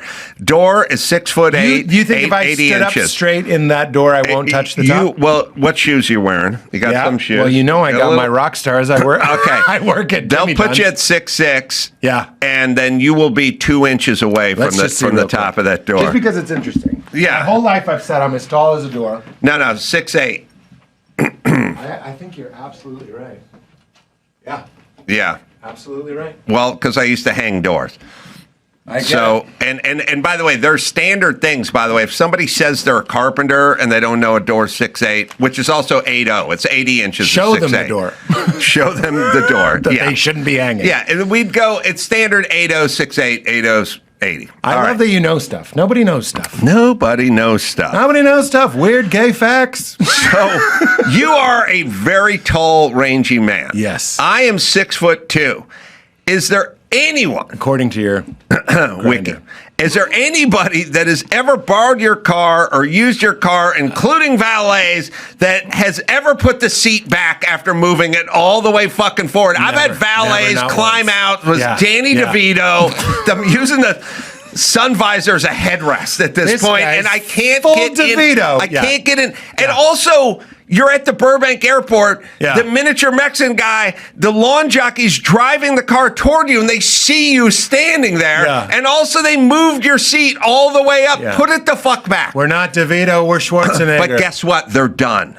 They're done with your car. Yeah, they're done. And by the way, the little tab on the windshield wiper that turns a blue streak on your thing the next time your wipers comes on that stays there. That doesn't get removed. They're because done. Everybody does. Nobody undoes. Nobody undoes. You got to undo. You need the tab, and I need the seat pulled up. But now I'm done with both things. And even though I'd like a tip from you, I'm not going to undo anything. These are the people that you work with that leave the stupid cookie thing wide open and getting all stale stuff because they're done.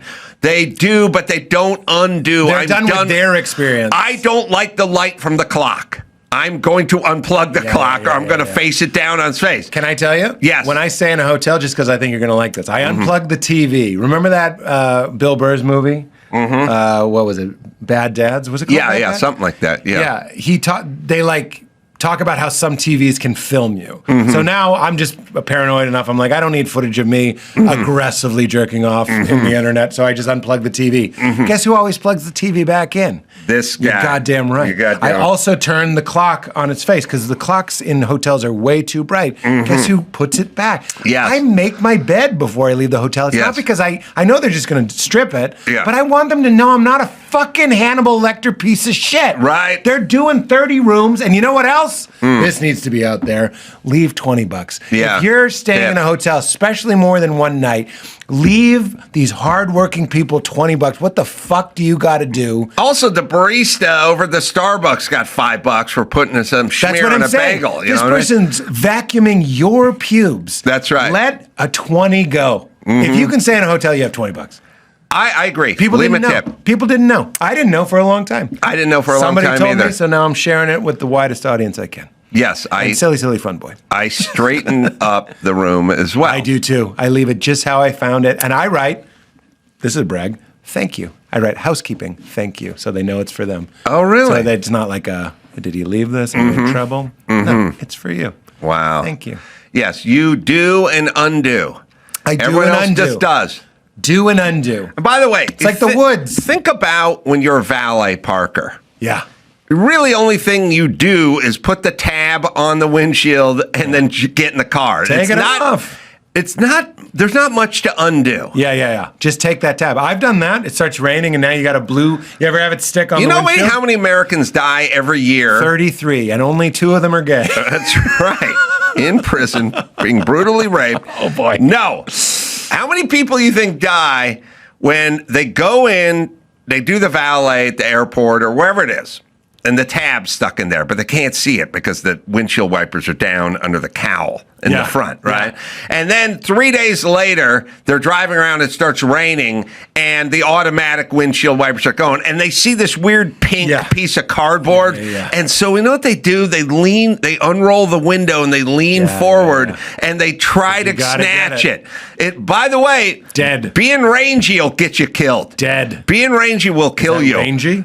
Lengthwise. Because there's a lot of I can just stand on this chair and get that leaf out of that gutter. Be a DeVito and no, there's no chance. Get the ladder, get the A-frame. No chance. Right. How many people die on the road rangy fellas, trying to snatch, trying to time the windshield wiper with the tab to lean, boom, wheel, right Abraham into the drainage Lincoln ditch. That's how he died. Got shot in the head. That's what I'm but saying. He was reaching for a program. For a tab. And a tab. Yes. I hate when they do this, Mary Todd. Yes. Did you know Abraham Lincoln had a famously historically reported high annoying voice? Isn't that interesting? No. Every time you see him in the Hall of Presidents, he's like, I'm Abraham. Right. People would write in the newspaper, I can't listen to this guy talk anymore. Really? It's like, voice chord, 7 years ago. Sounds like Gilbert Godfrey, basically. There's a funny part in your stand-up special when you're talking about everyone with the English accent, and outer space and all that kind of stuff. Well, in Lord of the Rings, that's how you let them know there are dragons afoot. That they're like, Bilbo, need to go. I'm like, that's a regular ass accent.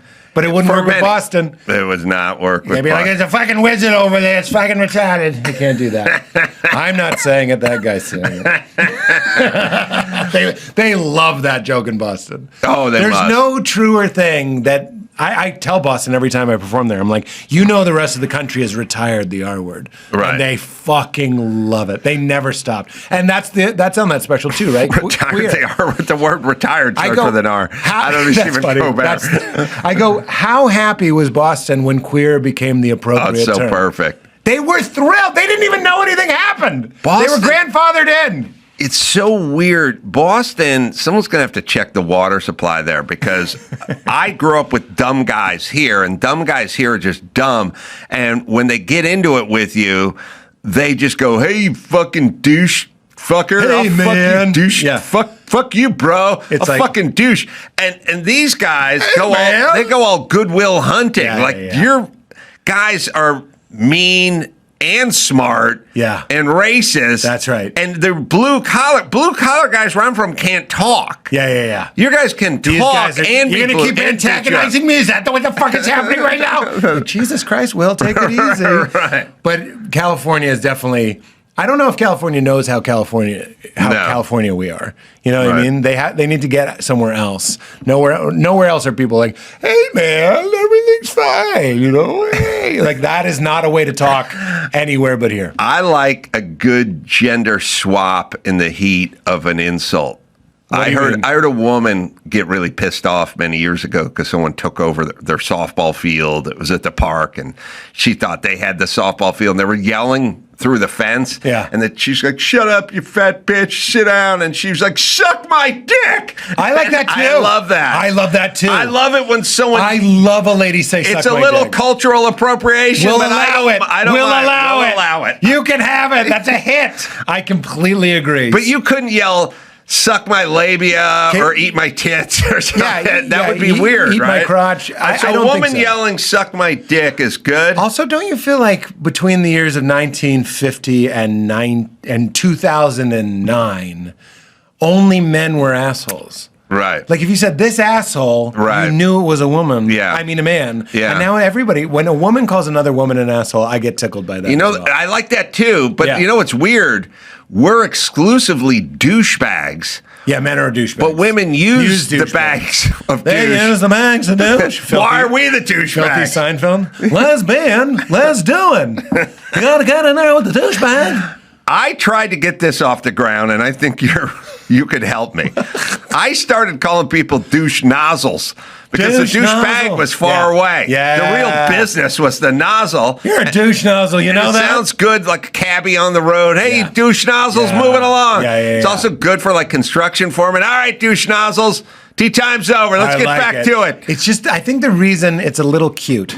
It's a little cute. Nozzle is a cute word. Yeah. If the word for nozzle was bag, douchebag would be a great answer. How long before women are calling each other douchebags? I mean, they took asshole. I think they can have it.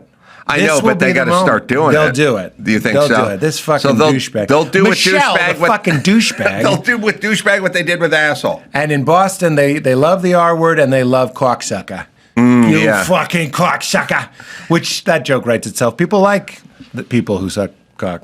It's kind of weird when progressive people try to insult people by calling them cocksuckers because it's like, what's the implication? That's your gay neighbors. Yeah, what's the implication? Yeah, no, it's true. Well, we don't like things that we don't like things that receive. You know what I mean? I'll give you an example. Like, that's why we say, fuck you, go fuck yourself. You get fucked. I do fucking, you get, that's why there's a different feeling towards lesbians and gay men, right? I'll give you an example, real life example. This is so Adam Carolla show.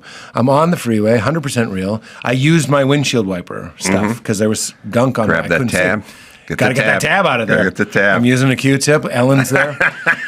And the mist carries over me and sprays the car behind me a little bit.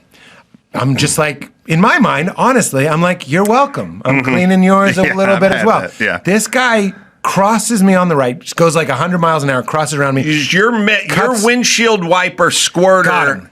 Just with mist. No, I know. We do.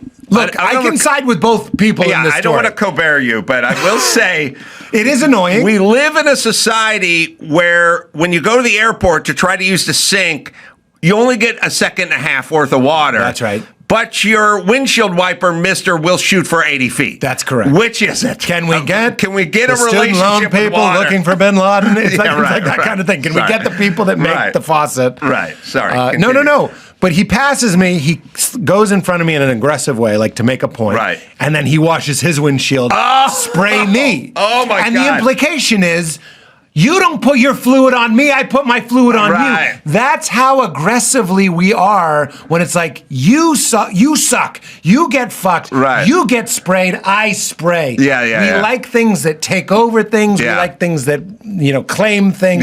We don't like things that get claimed, which is fucking crazy. Yeah, we have these statements like, you know what? Don't bullshit a bullshit. That's right. It's like, I bullshit. I bullshit. That's my spray. Yeah, and it's not a good thing. No. You don't lie to a liar. That's right. I lie to you. I lie. Because that's the power position. We love winning. We hate even. We're all tops. None of us are bottoms. America, we fuck. Yeah, that's what we want to say. That's right. Beer commercial. We do the fucking. We're all lid, no jar. All pickle, no spear. That doesn't even make any sense. That's good. That doesn't even make any sense. All right, let me give a plug where plugs are due. Pete, you got to come back like every 20 minutes or I would love it. You've always been so supportive, Adam. Thank you for having me. Stand-up special is excellent. And in a world of this guy does this comedy, that guy does that kind of comedy, this is kind of every kind of comedy. I appreciate in that. one place. Silly, fun boy. On YouTube, watch it for free. It's free. Almost an hour. We'll take a quick break. We'll do the news right after this. If your business is still running like a game of telephone gone wrong, it's time to fix that. Don't settle for a bunch of people asking who's handling this. That's why today's episode is brought to you by Quo. That is Q-U-O, the smarter way to run your business communications. Quo works wherever you are and lets you keep your existing number. Quo isn't just a phone system, it's a smart system. Quo's AI automatically logs calls and generates summaries. It's helped my business, and I'm sure it'll help yours as well. It's Quo. Right, Dawson? Make this the time where no opportunity and no customer slips away. Try Quo for free. Plus, get 20% off your first 6 months when you go to quo.com/Adam. That's QUO.com/Adam. Quo. No missed calls, no missed customers. True work. Winter job sites. Don't mess around, and you need workwear that performs when it's brutal out there. It was founded, by the way, by a real trade professional, not some BS designer. So he knows what you need. It's designed with moisture wicking, wind resistant, and insulated fabrics.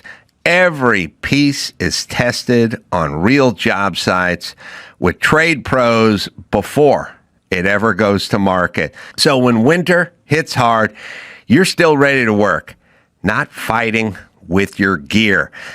I really love working outside. You know, it's my thing. That's even, by the way, on a construction site, even when you're inside, it's kind of outside because it's wide open.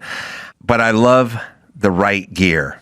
And I got a feeling you're going to love this gear as well. Am I right, Dawson? Don't let cheap gear slow you down this winter. Upgrade your day with workwear built like it matters. Get 15% off your first order at truework.com with code ACS. That's TRUEWERK.com. It's time to check Adam's voicemail. Hey, Adam. Bill in Lake Worth, Florida. I'm a little late on the draw, but it was Pat Benatar. I need a lover who won't drive me crazy. One of you guys should have known it that day. Come on, tighten up. You can leave us a message at 888-634-1744. Didn't John Cougar? Johnny Cougar, back when he was Johnny Cougar. He did it first. And then Pat Benatar. And Pat Benatar just had a measure, eight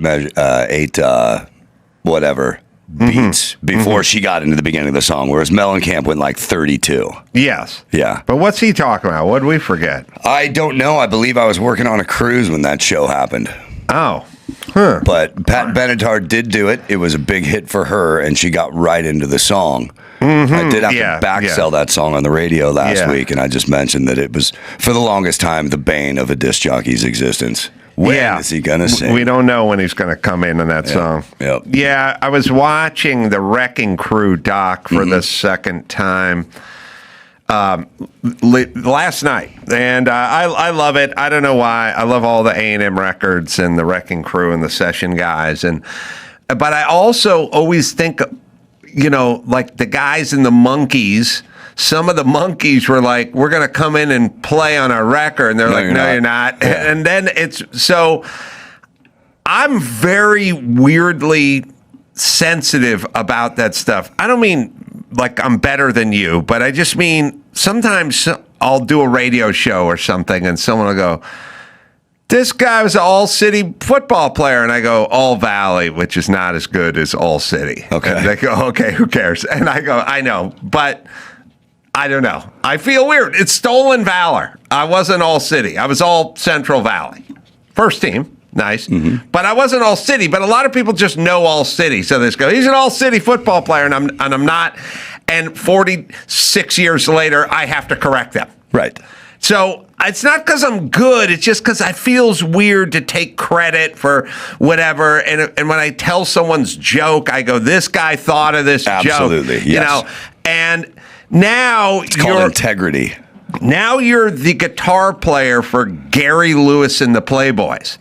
And the guy, the session guy to Jesse or whatever his name was, is such a phenomenal guitar player that in the middle of this Gary Lewis song, he's playing this like crazy flamenco guitar riff. Right. And you can't do it at all. Yes. And two things. One is you walk around and people compliment you. They go, hey, that riff you did in Everyone Loves a Clown. That's an awesome, awesome riff. And you got to go, thank you. Or you got to go, that's not me. And when you go to concert, when you play at concert, you can't play it. Right. And everyone loves that part of that song. Well, the longest standing rule in recording music was never record, never do anything in the studio that you cannot duplicate on stage. And some of these session guys either made the original players in the band have to up their game and be able to learn this brilliant part, or they just kind of change the song and play it live a different way. Right. That happens. Yeah, there was, it wasn't Everyone Loves a Clown. It was Gary Lewis and the Playboy. Sure gonna miss her. I also always, that's funny. I call my son because he loves talking music. And I said, it's not like Green Day plays the music and then goes out on tour and it's the same guys playing. They didn't do it. Sonny and Cher, you know, those are all session guys, Gary, the Monkees. And it wasn't even the made up bands like the Monkees. It was legitimate bands of the Mamas and the Papas and people like, it's just everyone else played all their shit. And at some point you got to go out on stage.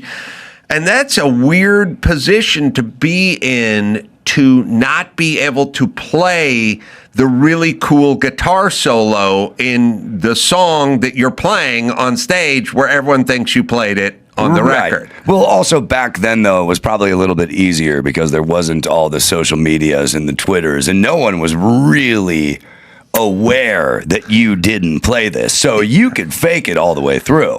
Play, let's see. Gary Lewis and the Playboy, Sure Gonna Miss Her. Is that one of their hits? Diamond Ring was a big one. Count Me In. They're the corniest band in the world. By the way, that's Jerry Lewis's son. Oh, really? Oh, yeah. Yeah, that's Jerry Lewis's son. Jerry named his son Gary? Yeah. Wow. God, let's see. Sure Gonna Miss Her. Count Me In. Sure Gonna Miss Her. There it is. Yeah, I think that's the song. But okay, so here's the whole point. Okay, Jerry Lewis was a kind of notorious prick, right? Right. And Jerry Lewis was a notorious prick who grew up, came into the business with the likes of Frank Sinatra and Dean Martin and Sammy Davis Jr. Probably has stories about Elvis and Nelson Riddle and all this kind of shit. And then his son starts a band. And the band's got This Diamond Ring doesn't. Every one of their hits sounds like a kid's song. Right. It's the popcorniest, tinniest, shittiest pop music with like 7 number 1 hits. And meanwhile, you know, Sammy Davis Jr., Dean Martin didn't have as many number 1 hits as his son with his super shitty band, right? Right. Read songs that were like made for 9-year-olds. And you know he's talking to Jerry going, we just hit number 1 again. And Jerry's like, takes a draw off his cocktail and goes, son, the music's shit. It's shit. Like he had to just, there's no way he could pretend to enjoy the shittiest songs ever created. Maybe. All right, play Sure Gonna Miss Her. This is weird deal with the devil. Like you have these number one hits, but you can't really, you didn't play on them, and you can't really reproduce it on stage. Which, like, imagine being a stand-up and having a hit stand-up album, but you couldn't pull the jokes off on stage. That would be such a weird position to be put in. O'Reilly Auto Parts. Yeah, they're in the business of keeping your car on the road. They offer friendly, helpful service and the knowledge you need. If I can't figure out something that's going on with my car, they're always the first call I make. They have thousands of parts in stock. They can test your battery for free. Need wiper blades, brake light, I don't know, quick fix for something on the car? They'll get you the right part. Everyone who works there is knowledgeable, and best off, they are friendly. Held the door for me last time I was at the one out in Burbank. The professional parts people at O'Reilly are your one-stop shop for DIY auto stuff, in-store or online. It's O'Reilly Auto Parts. Right, Dawson? Stop by O'Reilly Auto Parts today or visit us at O'ReillyAuto.com/Adam. That's O'ReillyAuto.com/Adam. Pluto TV has thousands of free movies and TV shows. You swear? If I'm lying, I'm dying. This is the mindset. Free. This is the mantra. Free. This is the mindset. With movies like Interstellar, Dreamgirls, and Gladiator. Are you not entertained? And TV shows like Survivor, SpongeBob SquarePants, The Fairly Odd Parents, and Ghosts. Pluto TV is always free. Pluto TV. Stream now, pay never. All right, what do you got in the news, Dawson? Well, let's go to the Southern Hemisphere first, because this is amazing. A Brazilian state legislator has sparked outrage this week, or last week, after blackfacing by smearing dark foundation across her face and arms during a speech in the Sao Paulo Assembly. Fabiana Bolsonaro. Kind of hot. Yeah, she decided to protest after a person named Erica Hilton, who's actually Eric, made history as the first openly transgender woman elected to Brazil's National Congress. She was appointed the chairperson of the Commission for the Defense of Women's Rights. Aha, the dude who's posing as a chick. So Bolsonaro went to the lectern and made a whole bunch of sense. As a white person, having lived through every experience as a white person, now at 32, I've decided to put on makeup, to dress up as a black person, to cover myself up and let only the outside show. And here I ask, so what now? Have I become black? I love that, by the way, other countries are going nuts too. It's not just us. Yeah. Like the amount of trans talk we have to have is fucking insane in this country. Well, this woman's got bigger balls than the dude who's in charge of women's rights. Now, see, I ask you, the one watching me, as I paint myself black, I feel firsthand the pain that a black person has felt because of racism, because of not being able to get a job. I actually have an aunt who, before the 1990s, went looking for a job, and she is black. She said that during the job interview, she did great, but then the people conducting the interview said the following: "You're great. I'd really like to hire you, but you're black. We don't hire black people." I learned that from watching Good Times. So she says, am I black now? I love her. All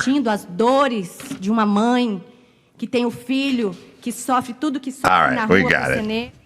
No, she's right. You're not black just because you color yourself black. You're not a woman because you put a dress on. Well, she goes on to say, come on, I identify as black. Why can't I then be the chair of the Commission on Racism? Right. The speech drew immediate condemnation within the chamber. A lot of condemnation. By the way, the only way to get this stuff to go away is to mock the other side, the reason with and the sort of negotiate with. So there's two groups you can't negotiate with: terrorists and progressives. Getting terrorists to like you just means you're an easier target and an easier kill. Correct. And progressives are the same way. Because progressives and terrorists don't really state their true goals. If their true goal was to just get along, but there's a misunderstanding, then you could get along with terrorists and progressives. But they both want you destroyed because you think differently than they think. And that's the part they don't really tell you. Right. So you apologizing and going, no, you misunderstood what I was doing, or I have a lot of black friends, or whatever you're going to say to them, it never works. So you just have to go fuck off.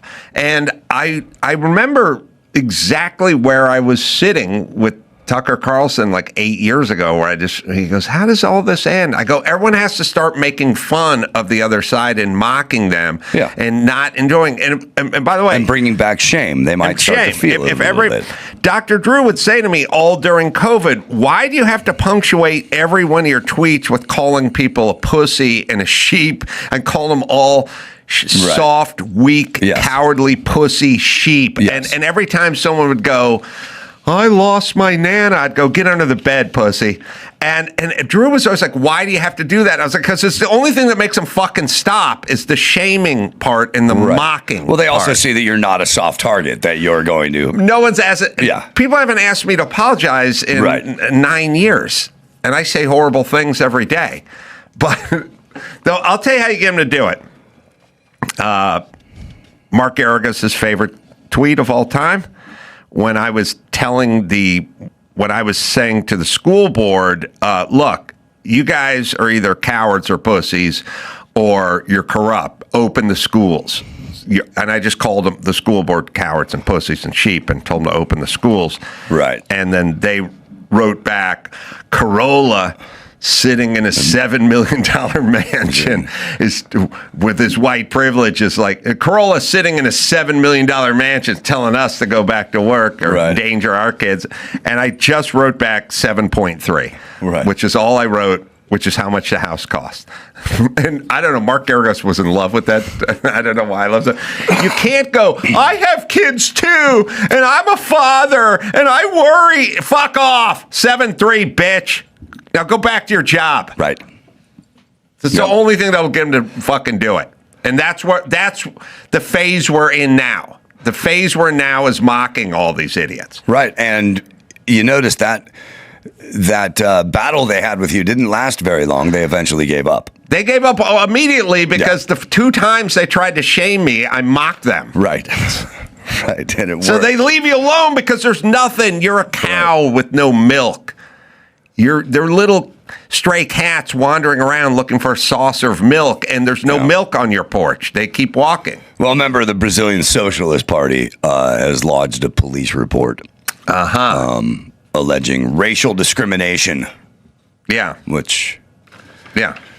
Proven points. Yes. Beautiful.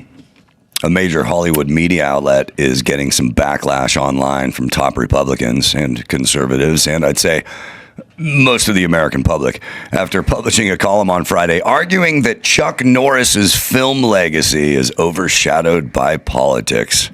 Yes. It's a Variety opinion piece. The headline is, go ahead. Chuck Norris was a great action star, but politically maybe overshadowed his, but politics may overshadow his legacy. Is that necessary?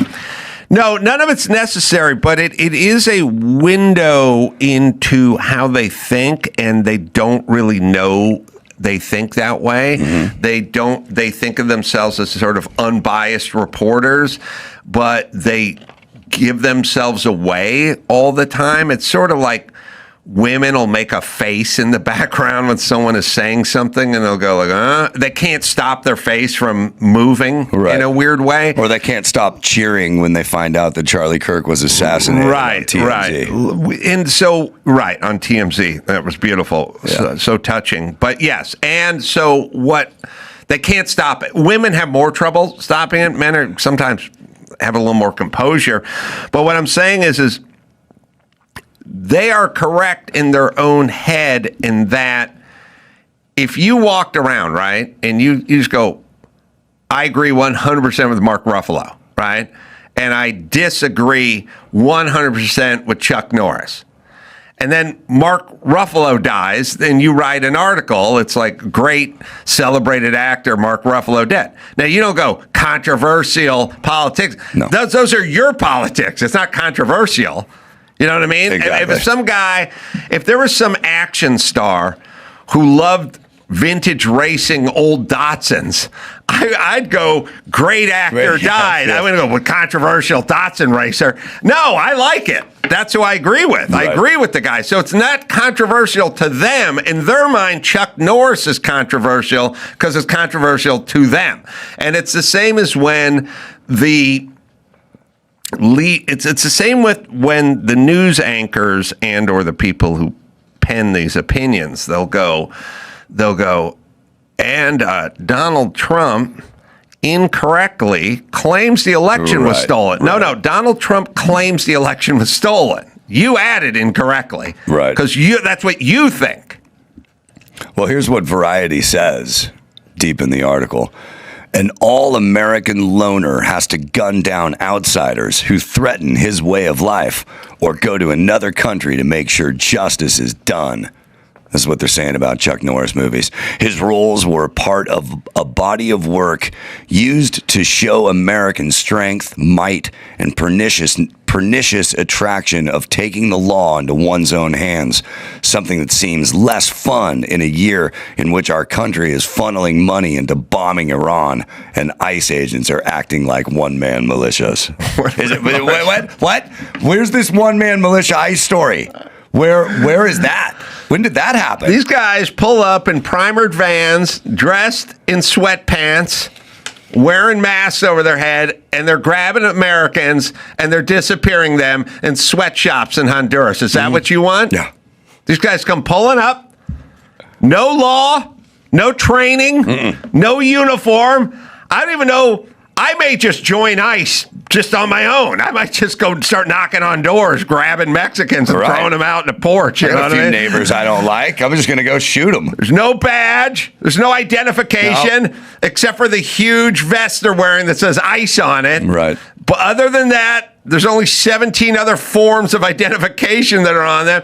They come walking in. By the way, there's no training. There's no regulation.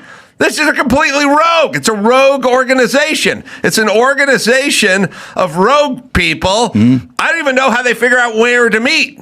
They're so rogue.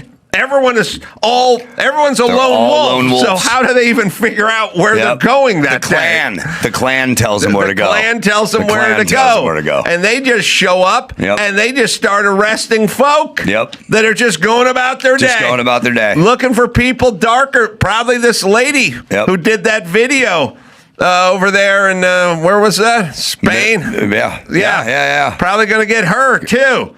So... No, by the way, Brazil. No consequences, no hierarchy, nobody to answer to, nothing. Just guys walking around in cutoffs and flip-flops, crawling out of vans, and just grabbing random folk and tackling them to the ground. No process, no due process, no warrant, no up, no down, no rhyme, no reason. Just walking around, going to the Whole Foods in Santa Monica, just grabbing red-haired chicks and getting them in a headlock and dragging them out. They're driving a van. They're driving the van, the Mystery Machine from Scooby-Doo. It's not even an ICE van. It's just a custom van George Barris made in the 70s. It's a shaggin' wagon. Yeah, man. It says Lovetron on the side, rainbow tape, and there's an airbrushed Viking with his shirt off, and he's riding on a snow puma, and they just come waltzing in nude, grabbing white chicks, many celebrities. The only thing they're wearing is a mask and a smile, and they come grabbing people, and they just round them up, and they stuff them in the van, and they drive across the border to Honduras, and Honduras like, what's going on? They're like, none of your business.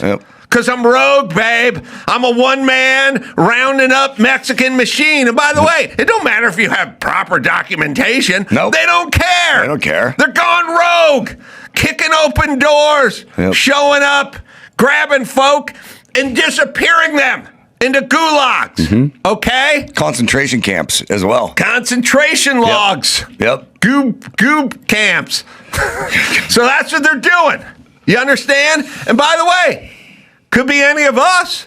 It never is. I could be next. It never is anybody you know or anyone you've ever heard of or anyone that's ever been on CNN or anyone that could ever fucking report on. Could be. Never is. Yep. But it could be us. You could be next. I mean, that nice lady in Minnesota was just trying to drive her car into an ICE agent. She was asking for directions. Yep. By the way, how'd she know who they were? They're all unmarked everything and no badging or anything. She got masks. How'd she know who they are? That's a good question. How are they so good at identifying ICE agents if ICE agents don't identify themselves? Case closed. Case closed. All right. Jesus. What else do we got? Let's stay in entertainment action Thank stars. you, Dick. What's the name of this douche who wrote this I got thing, by the way? William Earl. Did they not have editors who go? William Earl sounds like a good name. Like William Earl and Chuck Norris would be at a diner, a weekly appointment at a shitty diner, talking about the fate of America. But no. All right, so now we got what? Oh, this is fun. Reacher star Alan Ritchson might have thought he was still shooting an episode of the popular show Reacher. Got video of him beating the hell out of a neighbor in Tennessee. Here's what happened. On Saturday, Alan Ritchson was riding his dirt bike down the street, revving, making a lot of noise. One of the neighbors didn't like it, and he flipped him off. Alan Ritchson flips him back off. And then Sunday. Alan's been in here before. Nice guy. Totally nice guy. Totally nice guy. He comes back on Sunday with his two kids on motorbikes. Next day. And making the noise again. And apparently the neighbor said, "Can you effing stop this, please?" And then that's when things turn physical. Oh, and someone's filming it out the window. Oh, the guy's laying on the ground. Beating the guy up. The guy's crawling around. And the guy... And he kind of... What's he doing? Is he giving up? Is he going back to Reacher? He dumped his bike. His kids are sitting there. Is he on a... It's a Kawasaki. Oh, the bike's running. Oh, that's the worst part. That's what you don't want in court. It looks like a street bike and not a dirt bike, and he dumped it. Yeah, it does look like a street bike. He dropped it and he let it run, but there's another dirt bike back there. So who the fuck's on the dirt bike? And the concerned neighbor who just got pummeled is on his feet, man, still talking shit. And by the way, he screwed his bike up. His kids. And then his kids follow him, but yeah. So his bike is laid down the street and it's running. Yeah, right now, and it's in gear. It looks like, not looks like, but it behaves like. Yes.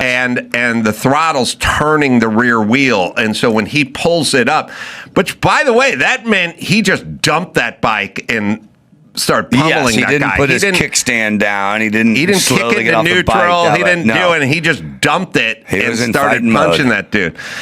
Wow. I like the guy. He's a nice guy, but that's a strange. There's got to be something more to this. Yeah, that's you don't just go batshit crazy with two of your kids behind you. I don't know. Maybe a little roid rage in there. I don't know. There's also going to be. I mean, that's a settled for an undisclosed amount. Sure. I mean, you put Garrigus on this case. He's going to get that guy to pay. And apparently it looks like, if I'm seeing this correctly, it looks like the neighbor who got beat up lives in the house across the street. This is another neighbor filming this, I believe. Oh, right. This is another neighbor from the other side filming this. And it's always funny. You know, it's funny. Well, also, it's weird because there is a dirt bike on a kickstand for adults on the other side of the street. So it's kind of like somebody else went out there and rode some wheelies. But keep it going. So he picks up his Kawasaki street bike. His kids are on street bikes, by the way. And so these bikes are street legal, which is a little different than being on a dirt bike going up and down the street. Because that's illegal. And this thing, yeah. All right. So he's on a rice rocket, essentially. I don't know if we can say that anymore. Actually, the story says motorbikes. What I read was dirt bikes. Anytime I see a motorbike, I think motor. Yeah, you said dirt bike. So it changes the context of it a little. Okay, so here's the... If you're... Yeah. Okay. If you are going up and down your residential street on a two-stroke Honda 250 dirt bike, then neighbors sort of have the claim to go, hey, man, I'm going to call the cops because this guy's riding wheelies and making noise and there's soot fire. You know, like a two-stroke dirt bike. It's a little nasty for the street, but he's on a street bike. So... you don't really have the claim on a street bike. You can still go. The guy's just going up and down and throwing revs and annoying everybody. Right. And also, I don't know what the legalities of... there's no more laws involving kids in motorized bikes or motorcycles. When I was a kid, was one big, you're going to get busted if you take that mini bike out on the street. Now I see whole gangs of mini bikes going by. I see kids on electric bikes going down the sidewalk at 40 miles an hour. There's guys on scooters, like everything with two wheels. Every kid's on it. No one's getting a ticket.